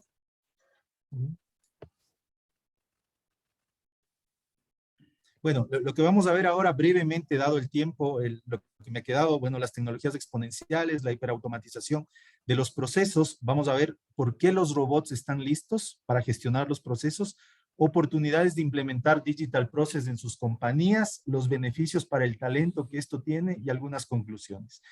Por favor, la siguiente, Fernando. Puedes bajarle. Bueno, las tecnologías exponenciales. A día de hoy, las tecnologías exponenciales están cambiando radicalmente la forma en que hacemos negocios. Las organizaciones que las implementan están obteniendo grandísimas ventajas competitivas respecto a sus competidores. Al mismo tiempo, todos los días nacen startups que están cambiando industrias enteras, tal es el caso de las fintech. Recientemente, la semana pasada, Nubank, el banco digital más grande del mundo, que es de origen brasileño, hizo su IPO, su Initial Offering en la Bolsa de Valores de Nueva York, y es el banco digital que más valor de mercado tiene en el mundo, superando a grandes bancos tradicionales, ¿sí? Este tipo de empresas, las fintech, unidas con las tecnologías de blockchain, definitivamente van a modificar la forma en que hacemos los negocios. Y nosotros como profesionales financieros, pues debemos estar atentos a todos estos cambios que impactan notablemente en el día a día de nuestra profesión.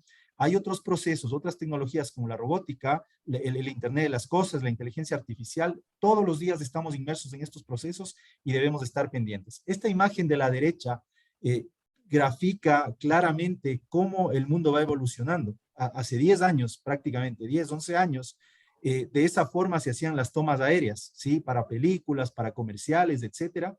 Ahora es tan fácil y tan económico y sustancialmente más productivo utilizar un dron para el mismo propósito. Con esta analogía, muchas de las cosas que hacemos ahora se están modificando a ritmos excepcionalmente rápidos y debemos estar atentos a todos estos cambios. Por favor, la siguiente, Fernando. Sí, de acuerdo a Gartner, que es una consultora tecnológica y que hace estudios de mercado de los impactos de las tecnologías, existen 12 megatendencias tecnológicas que marcarán el futuro de los negocios, ¿sí? Debemos estar atentos a todas estas megatendencias. Yo destacaría 4 megatendencias dentro de estas. La primera tiene que ver con las mallas de seguridad. Como ustedes conocen, la información que nosotros tenemos en nuestras compañías, la información de nuestros clientes, la información que debemos reportar a organismos de control es muy importante. Muchas compañías han sido vulneradas en los últimos tiempos, bancos locales han sido afectados gravemente en su reputación y por ende tener mallas de ciberseguridad, es decir, que todas las herramientas de ciberseguridad estén alineadas para proteger la información de las compañías debe ser una prioridad estratégica. Luego tenemos plataformas nativas en la nube. Esto es algo, yo conozco contadores, colegas de toda la vida que ahora se están formando en el manejo o en arquitecturas de Amazon Web Services o de Microsoft Azure o de Google Cloud. Es muy importante saber utilizar estas plataformas en la nube para saber cómo está alojada nuestra información, qué provecho podemos sacar de la información y cómo podemos disponer en tiempo real de toda esta data para tomar decisiones. Y una tercera de estas 12 que yo puedo destacar es la automatización de procesos unido con la hiperautomatización. Definitivamente el RPA, que seguramente todos ustedes ya lo habrán escuchado, unido con herramientas de Big Data, Power BI y más allá, herramientas ya de inteligencia artificial, pues nos permiten obtener datos de toda la organización para hacer una adecuada toma de decisiones. En resumen, todas estas megatendencias lo que buscan es, como podemos ver a la derecha, el crecimiento de la organización, mejores decisiones, buscar una hiperautomatización o digitalización completa de la organización y obviamente buscar la eficiencia absoluta en los procesos financieros y de todo, y corporativos en general. Por favor, la siguiente, Fernando. Bueno, de acuerdo a KPMG, esta gran consultora internacional hizo una encuesta, un estudio para varias CEOs, varias personas, y ellos indican, un 87% de los encuestados mira al análisis de datos, la data y la analítica, la inteligencia artificial y por ahí al RPA como las grandes tendencias que serán relevantes para mejorar la competitividad de las organizaciones. Por eso, como financieros, nosotros debemos estar listos para reinventar nuestra profesión y enfocarla hacia estas tecnologías exponenciales. ¿Sí? Por favor, la siguiente, Fernando. Como contadores, como gerentes financieros, como expertos tributarios, debemos tener muy en cuenta que las siguientes funciones de nuestras compañías serán impactadas por la tecnología. Nosotros vivimos en un día a día que nos consume, estamos mirando facturas, retenciones, aplicaciones tributarias, pero nos olvidamos de este tema que puede marcar el principio de negocio en marcha de nuestras organizaciones. Si nosotros no vemos cómo la tecnología impacta a todas estas áreas de nuestro negocio, digamos finanzas, al registro de diarios contables, a la operación contable del día a día, a la planeación financiera y el análisis, al control y cumplimiento y a la tesorería, todas estas tecnologías exponenciales que veníamos analizando tienen un impacto significativo en todas estas áreas. Por ahí Armando hablaba de la evaluación de los activos. Estos activos digitales tienen que ser evaluados, su deterioro, la tecnología se deteriora rápidamente y debemos estar atentos como asesores del negocio cuándo estas tecnologías pueden ir en declive y cómo podemos mejorar, sustituir o reemplazar o evaluar estas tecnologías. Asimismo, este estudio, por favor, la siguiente, sí, la siguiente, vamos a la siguiente, Fernando. Bueno, ahora vamos a entrar a mirar lo que es la hiperautomatización de procesos.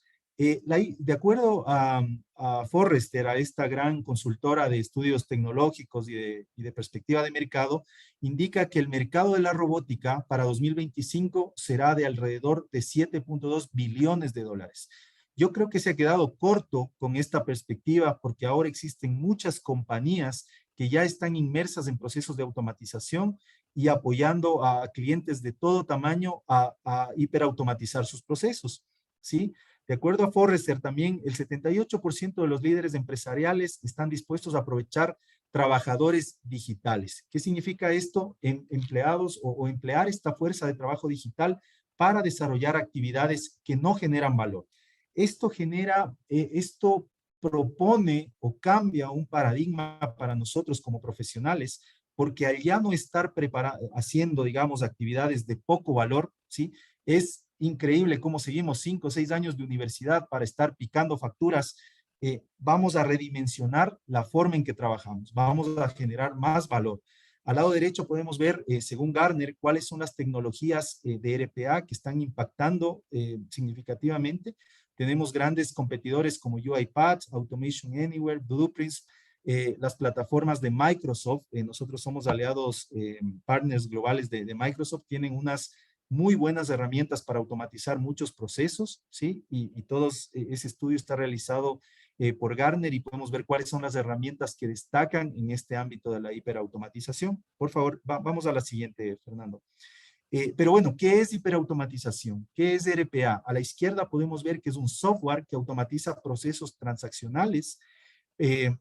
Este software realiza tareas repetitivas basadas en regla de negocio. Por ejemplo, preparar el formulario 103 o hacer una conciliación bancaria puede ser un proceso repetitivo basado en reglas de negocio. Un robot perfectamente lo puede realizar, ¿sí? Y a su vez, un robot es un habilitador de múltiples funciones de aplicación transversal. Ahí podemos ver un robot de la herramienta Automation Anywhere en el centro, que es como un humano, como un trabajador digital que se interrelaciona con todas estas áreas que el día a día nosotros en nuestro trabajo lo estamos viendo. Nos interrelacionamos con Google, con un ERP como SAP, con aplicaciones de Windows, con sistemas antiguos. Todas estas herramientas, el robot puede obtener información, estructurar esa información y colgar esa información nuevamente en todas estas herramientas, facilitando el trabajo manual o el trabajo que no agrega valor. Al lado derecho podemos mirar qué se puede hacer con RPA, tareas cotidianas que nos consumen muchísimo tiempo. Nos hemos entrevistado con gerentes financieros, con CEOs, con gerentes de contabilidad, gerentes de otras áreas, y todos ellos tienen en común actividades como estas: abrir correos electrónicos, acreditarse en aplicaciones web, ingresar a aplicaciones web, mover documentos entre carpetas, copiar y pegar de un lado a otro, documentos de Excel o de bases de datos, llenar formularios predeterminados, realizar lectura o escritura sobre bases de datos, dar seguimiento a reglas de negocio. En definitiva, todas estas tareas que actualmente son manuales, ¿sí? Ahora las podemos gestionar a través de un robot, ¿sí? A través de un robot de procesamiento de datos que gestionan y agilitan la perspectiva de los negocios y la toma de decisiones. Por favor, si podemos continuar, Fernando. ¿Qué proceso? Pero nos preguntamos, ¿y qué proceso es ideal para poder automatizarlo? ¿Cómo puedo identificar que un proceso es idóneo para poderlo automatizar, para poderlo definir? Bueno, básicamente las oportunidades están en negocios donde tienen gran número de sistemas utilizados, como veíamos, sistemas antiguos, sistemas nuevos. Tengo el CRM, tengo el sistema de facturación, tengo el ERP, tengo el sistema de inventarios, pero todos están dispersos. RPA es muy útil para unir toda esa información y son proyectos de fácil implementación. También podemos ver procesos con alto volumen o costo transaccional. Estos procesos de alto volumen o costo transaccional, como hacer las declaraciones de impuestos, como hacer una conciliación tributaria, como hacer una conciliación intercompany, como cargar datos al CRM, como gestionar ventas, gestionar compras, gestionar nóminas, todos esos procesos pueden ser gestionados con robots. También a la derecha podemos ver procesos que sean propensos a errores y reprocesos. Todos esos procesos que son propensos a errores, ¿sí? Por digitación, porque el humano se cansa, no rinde al mismo nivel todo el tiempo, el robot trabaja 24/7 a un mismo nivel, ¿sí? Por ende, los errores totalmente descartados. Procesos que son altamente predecibles, obviamente son totalmente automatizables, con manejo limitado de excepciones o particularidades y que involucren una gran mano de obra, trabajo manual significativo. Es un hecho que en todas las organizaciones, medianas, grandes, pequeñas, de todo tipo, existe un gran trabajo manual, y con proyectos simples o sencillos de automatización de procesos se puede mejorar muchísimo para enfocarse realmente en lo que interesa en un negocio, ¿no? ¿Podemos continuar, por favor? Aquí podemos ver brevemente cómo es el flujo de un robot, ¿sí? Entonces, al lado izquierdo podemos ver cómo se construye un flujo. Todos nosotros estamos involucrados en el área financiera, contable, tributaria, planeación de finanzas, y sabemos cómo se estructura un flujo, conocemos muy bien cuáles son nuestros procesos. Ese mismo proceso lo trasladamos a la matriz del robot y lo podemos, digamos, hacemos operativo. De hecho, estos robots construidos de esta forma operan 24/7 y son ideales para gestionar procesos de negocio. Por favor, continuemos, Fernando. Bueno, de acuerdo a varios estudios realizados, por favor, pásale toda la presentación, por favor. En este estudio realizado por el Global Robotics Survey, se indica que el 53% de los encuestados ya empezaron su camino. Muchas compañías ya están inmersas en procesos de RPA, de robótica, de automatización. Asimismo, el 72% se va a embarcar en los siguientes 2 años. Nosotros, si no lo estamos haciendo, seguramente nuestro competidor lo está haciendo, seguramente podrá ofrecer mayor valor al mercado, tarifas más competitivas, y nosotros quedaremos rezagados si no ingresamos en este mundo de la hiperautomatización. En el punto 2 podemos ver que el repago o el retorno de la inversión de RPA es muy de corto plazo. En menos de 12 meses, estos proyectos ya se los recupera, y el 78% de los que implementaron RPA esperan continuar o incrementar significativamente sus inversiones en estas plataformas. Asimismo, hay muchas soluciones tecnológicas que son cada vez más estables, avanzadas y económicas. Hemos trabajado en proyectos con UiPath, en algunos casos con Automation Anywhere, y son herramientas muy estables que ya permiten automatizar los procesos de forma eficiente. Pero bueno, el 26% de los encuestados también indica que es una prioridad estratégica de la organización. Es decir, esto está en mente de los directores generales, de los CEOs, de los gerentes generales, de los directores financieros. Es una prioridad para gestionar el negocio. El 38% indica que es parte de una iniciativa organizacional. El 33% indica que es una iniciativa del propio departamento.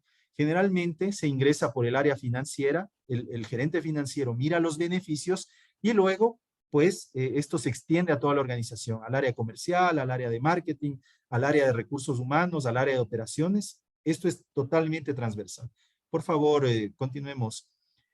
Y a su vez, estas herramientas de RPA, la implementación de estos proyectos tienen muchos beneficios, como es la mejora del cumplimiento, mejoras en calidad y controles de la información, mejoras en la productividad y la reducción de costos. ¿Sí? Por favor, continuemos. Bueno, este es un mapa de calor donde podemos mirar todas las áreas de los procesos financieros y contables que son susceptibles de automatizar. Como podemos ver, son proyectos totalmente transversales.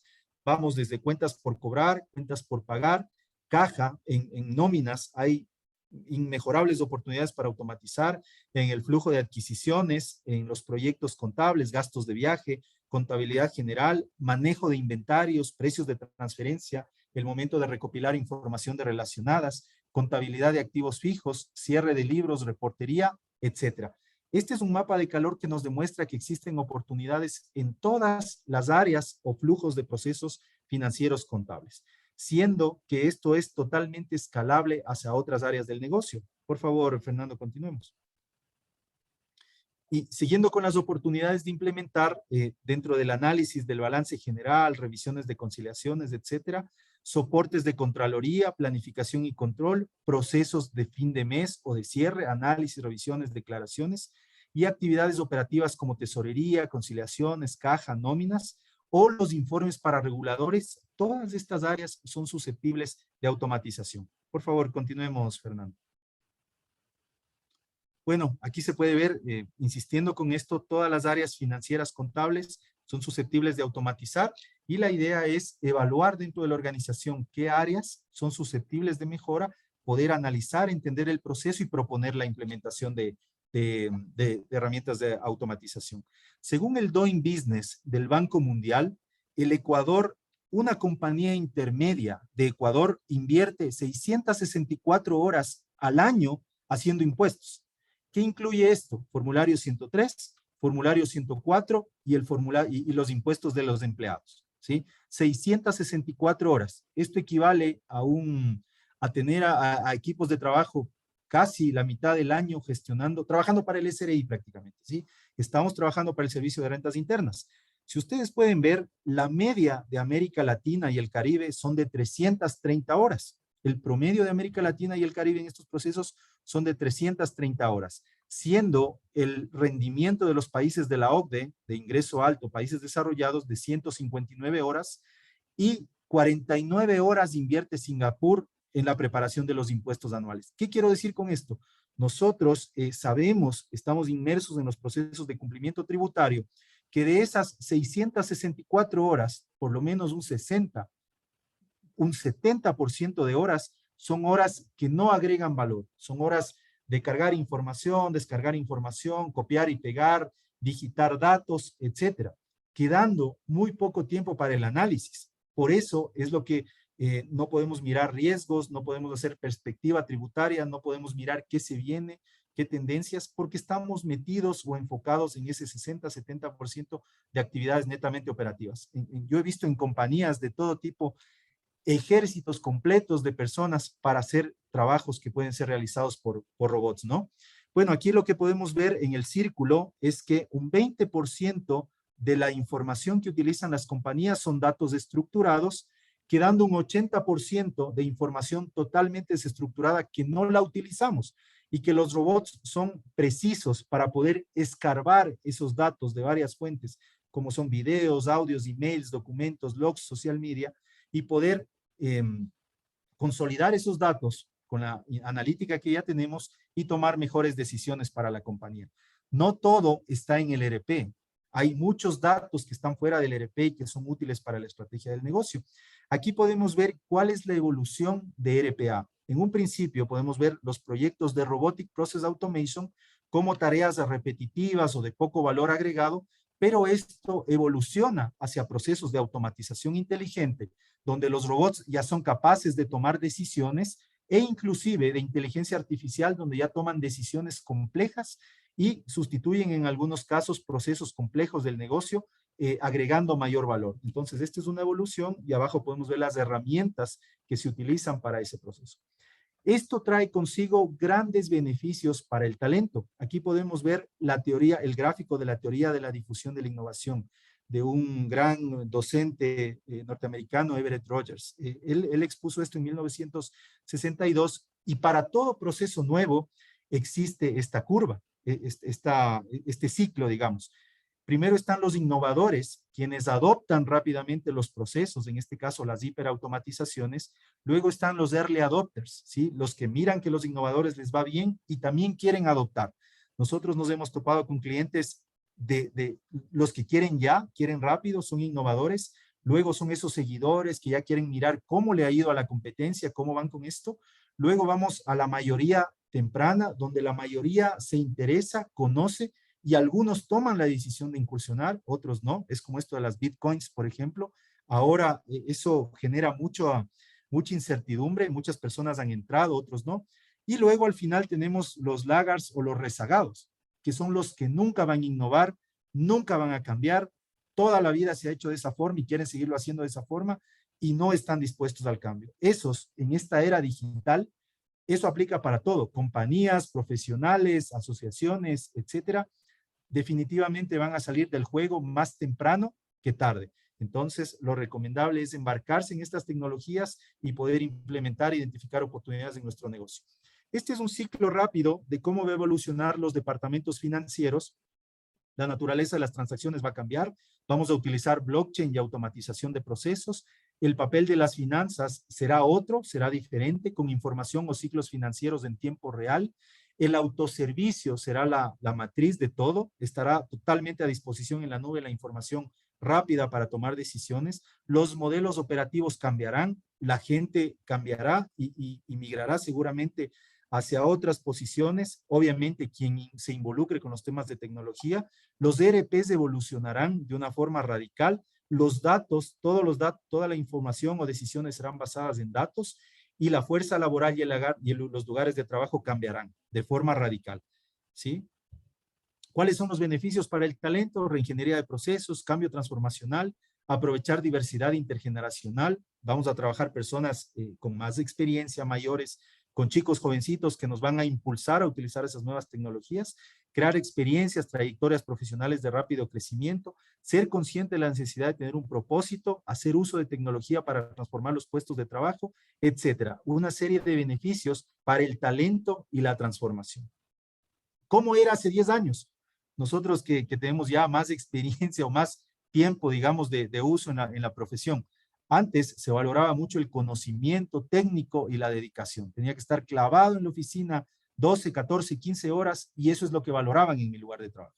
Ahora es una renovación. Antes era estático, ahora soy flexible, resiliente, me comunico, uso robótica, uso nuevas tecnologías. ¿Y cómo será en el futuro? Trabajaré desde cualquier lugar, usaré la creatividad, la innovación, la colaboración, el manejo de uso de trabajo. El metaverso me va a traer formas dinámicas de trabajar, ¿sí? Voy a trabajar con mis colegas de todo el mundo bajo una realidad virtual, entonces tengo que estar preparado para eso. Hay muchos beneficios detrás de los proyectos de automatización. ¿Y qué puedo hacer? Aquí como una conclusión, pues puedo formarme de muchas maneras, puedo leer libros, aquí están algunos libros o textos que ustedes pueden tomar, que les da una perspectiva de cómo está cambiando el mundo, y también ustedes pueden ver academias donde ustedes pueden aprender sobre analítica de datos, sobre Power BI, sobre Machine Learning, sobre blockchain, ¿sí? Y no pensemos que esos son temas de los tecnológicos, no pensemos que esos son temas del equipo de IT, esos son temas de nosotros que nos involucran totalmente y debemos conocer. Esta academia del blockchain es perfecta para dar los primeros pasos y aprender cómo esta tecnología va a revolucionar y a cambiar totalmente la forma en que se hacen los negocios, ¿sí? Entonces, nos encontramos en una era digital que ha traído nuevas formas de hacer negocios y nos obliga totalmente a reinventarnos. Eso es lo que les puedo compartir. Les agradezco nuevamente, Cristian, Fernando, Armando, por compartir esta sesión y muchas gracias, y cualquier pregunta, pues bienvenida. Sí, Gustavo, aquí tenemos unas preguntas que nos hacen, dos preguntas. En tu experiencia, ¿qué herramienta sería más simple para inducirnos en el manejo del Big Data? O, por ejemplo, Power BI o algunas otras. Bueno, existen algunas herramientas. Power BI es muy generosa en cuanto a desarrollar los reportes que nosotros tenemos ahora, colgarlos en una nube y que sea para todos usable, pero también es muy generosa en cuanto a unirse con otras API. Por ejemplo, se puede montar modelos en Power BI utilizando Python, utilizando RPA o utilizando otras herramientas, sacándole el máximo provecho al Power BI.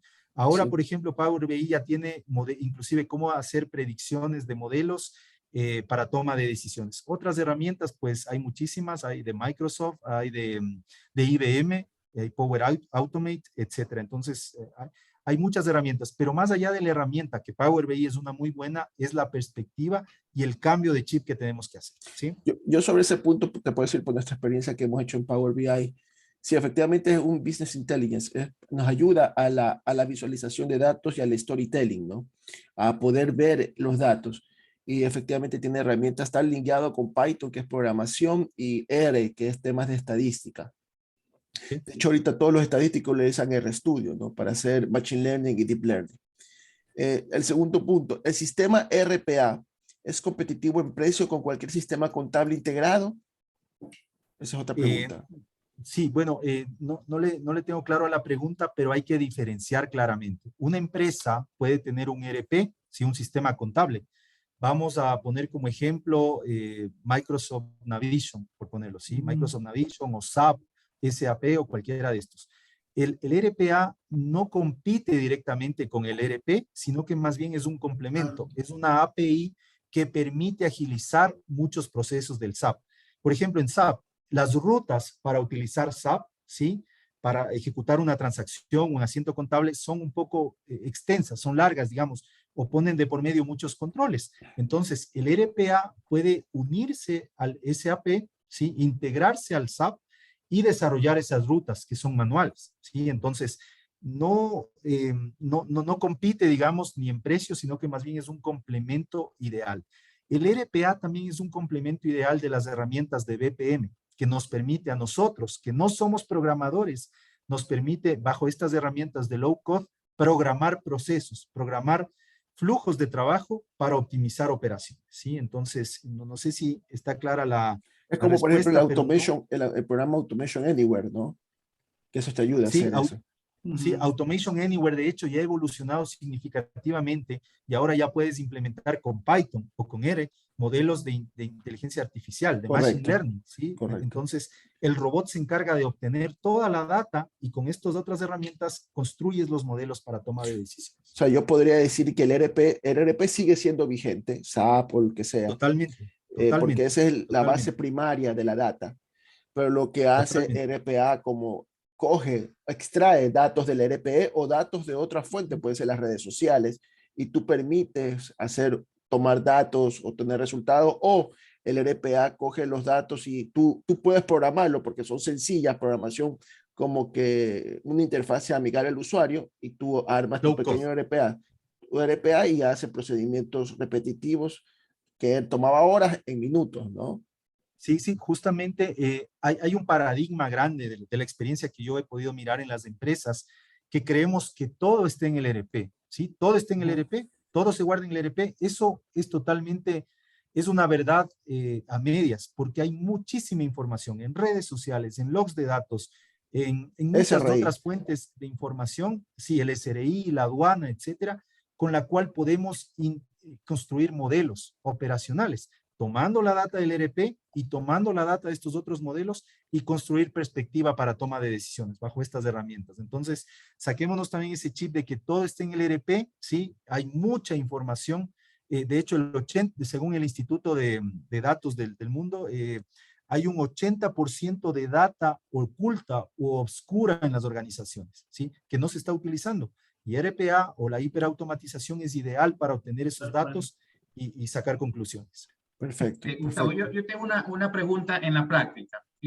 Tú en tu presentación hablabas sobre que esto nos va a servir para poder justificar cualquier requerimiento por parte del fisco. Por ejemplo, en el caso de una auditoría tributaria, ¿cómo podría utilizar la implementación de la tecnología para poder justificar al fisco? En la práctica, ¿cómo lo haces? Claro, por ejemplo, llega la solicitud, digamos, del servicio de rentas internas. Generalmente te suele pedir, por favor, complete este fichero que necesitamos las facturas y los datos de facturas por el periodo comprendido entre el 1 de enero y 31 de diciembre. Complete las retenciones en la fuente, complete liquidaciones de compra, complete información para sustentar tu reclamo, para sustentar la auditoría, etc. El robot se programa de tal forma que ingrese a las bases de datos, sea el ERP, sea la base de datos del servicio de rentas internas, o sea la base de datos de la aduana, o cualquier otra información donde estén alojados los documentos, y el robot se encarga de extraer la información, construir los ficheros en base a los requerimientos que haga la administración tributaria, y te entrega el fichero listo para que tú, Cristian, Fernando, Armando, como analistas, revisen si la información está correcta y ya tengan lista la información para la administración tributaria. Entonces, correcto, le ahorra muchísimo tiempo a la compañía y le garantiza que la información que obtiene es totalmente de calidad y todo lo que existe, ¿no? Entonces, el robot se encarga de trabajar 24/7, esto se puede programar totalmente para que trabaje bajo ese esquema y obtenga esta data. ¿Sí? De la misma forma, esto se puede implementar para una auditoría de estados financieros, para un peritaje contable. O sea, ¿Sí? El robot se encargaría prácticamente de todo. Totalmente. Para una auditoría de estados financieros es preciso. De hecho, yo trabajé en una Big Four. En esta Big Four, nosotros lo que hicimos es ayudar al equipo de auditoría externa a través de un robot de computadora, un robot de RPA, a extraer los datos de los emails que enviaban los clientes para armar las cédulas de resumen y los balances de comprobación. Esa es una área crítica del proceso de auditoría donde se invierten muchas horas de trabajo manual. Están asistentes, analistas senior, picando información, digitando información, arreglando información, y esto ya lo hacía un robot. Ese es un proyecto que se presentó, fue exitoso en su momento y fue útil, ¿no? No sé si lo seguirán utilizando, pero es muy, muy preciso para todos los procesos de descarga, de detalles, de análisis de cuentas, de cruces de cuentas que generalmente pide el auditor, es muy valioso. ¿Sí? Perfecto. Bueno, y para cerrar, una pregunta adicional que tengo, porque es muy interesante lo que planteas, algo nuevo, Gustavo. ¿Tú crees que en el Ecuador, cuándo esto se va a lograr implementar en un 100%? ¿Hasta qué fecha, más o menos? ¿En qué Bueno, año? eso de una fecha, lastimosamente, tengo que decirlo, nosotros vamos a un ritmo no como lento. quisiéramos, vamos a un ritmo lento con respecto a países más desarrollados. En Ecuador, grandes compañías, grandes conglomerados de compañías ya están implementando esto y mucho más, están muy adelantados. Hay bancos que ya tienen robots que orquestan 100, 150 procesos, sí, pero hablamos de la minoría, de grandes compañías que por naturaleza de sus operaciones lo tienen que hacer. Hay muchísimas oportunidades en compañías medianas, grandes, totalmente, medianas, pequeñas, y esto está, digamos, en camino. No te puedo dar una fecha, pero lo que sí te puedo decir es que las compañías tienen que implementar, las gerencias, las personas tienen que cambiar de chip y tienen que implementar estos procesos, porque pasa esto, si no lo estoy haciendo yo, lo está haciendo mi competidor, claramente lo está haciendo, o sea, no hay razón para que no lo haga, y eso me va a permitir quedar Y rezagado. básicamente es un tema de cultura más que de costos, porque de lo que entiendo, los costos para la compañía van a disminuir implementando esta tecnología. Yo pienso que pueden ser culturales, Gustavo. Totalmente. Si tú miras como un director financiero a largo plazo o a mediano plazo, tú vas a tener muchos beneficios en cuanto a costos en tus procesos. El problema es que lo vemos a corto plazo, lo veo con horizonte 31 de diciembre, lo veo con horizonte de un año. Entonces, obviamente, mientras se da la transición, la implementación, puede haber un cruce y no puedo ver un ROI, un retorno. Pero yo lo veo a largo plazo, 2, 3, 4 años, ¿sí? Totalmente, totalmente. Esto es garantizado. Y los procesos son rápidos de implementar, son amigables con los DRPs. No necesito mayor, digamos, temas tecnológicos que considerar. Son procesos rápidos que se pueden hacer. Perfecto, perfecto. Bueno, pues entonces con esto cerramos. Gracias. Cristian. Muchas Gracias, gracias. Gustavo. Gracias, Armando, Cristian, Gracias a todos también. por hacer esto posible. Finalmente, querer decir que nosotros como Balta siempre trabajamos en nuestra área de especialización, pero también tenemos asociados, socios estratégicos como Gustavo, como Armando para estos temas, ¿no? De forma tal que nosotros podemos no solamente prestar impuestos ilegales, sino otros tipos de servicios, con la misma calidad que nosotros nos corresponde como Balta. Ante todo, muchas gracias. Recordar, ¿cierto, Cristian? Que el día de mañana terminamos nuestro ciclo de conferencias con la última exposición a las de 7 a 8 de la noche, ya un poquito ya para cerrar. Vamos a hablar sobre qué tienen que las empresas considerar para ser rentables. El enfoque, si tengo una rentabilidad contable, significa que estoy bien. Vamos a hablar ahí con otro compañero, otro asociado, que es Diego Constante, que tiene mucha experiencia en el tema de planificación. Entonces, los esperamos, Cristian. Sí, bueno, muchísimas gracias, Armando, muchísimas gracias, Gustavo. Creo que los puntos que ustedes han tocado son muy importantes. Esperemos tener otro webinar ya un poco más a profundidad el próximo año. De antemano los estoy invitando. Muchísimas gracias, Fernando, también, y gracias a todas las personas que han participado. Bueno, y los esperamos el día de mañana. Muchas gracias. Que tengan Muchas un buen día. gracias. Hasta luego. Gracias, Chao. buen día. Hasta luego. Pasen bien. Hasta luego. Chao.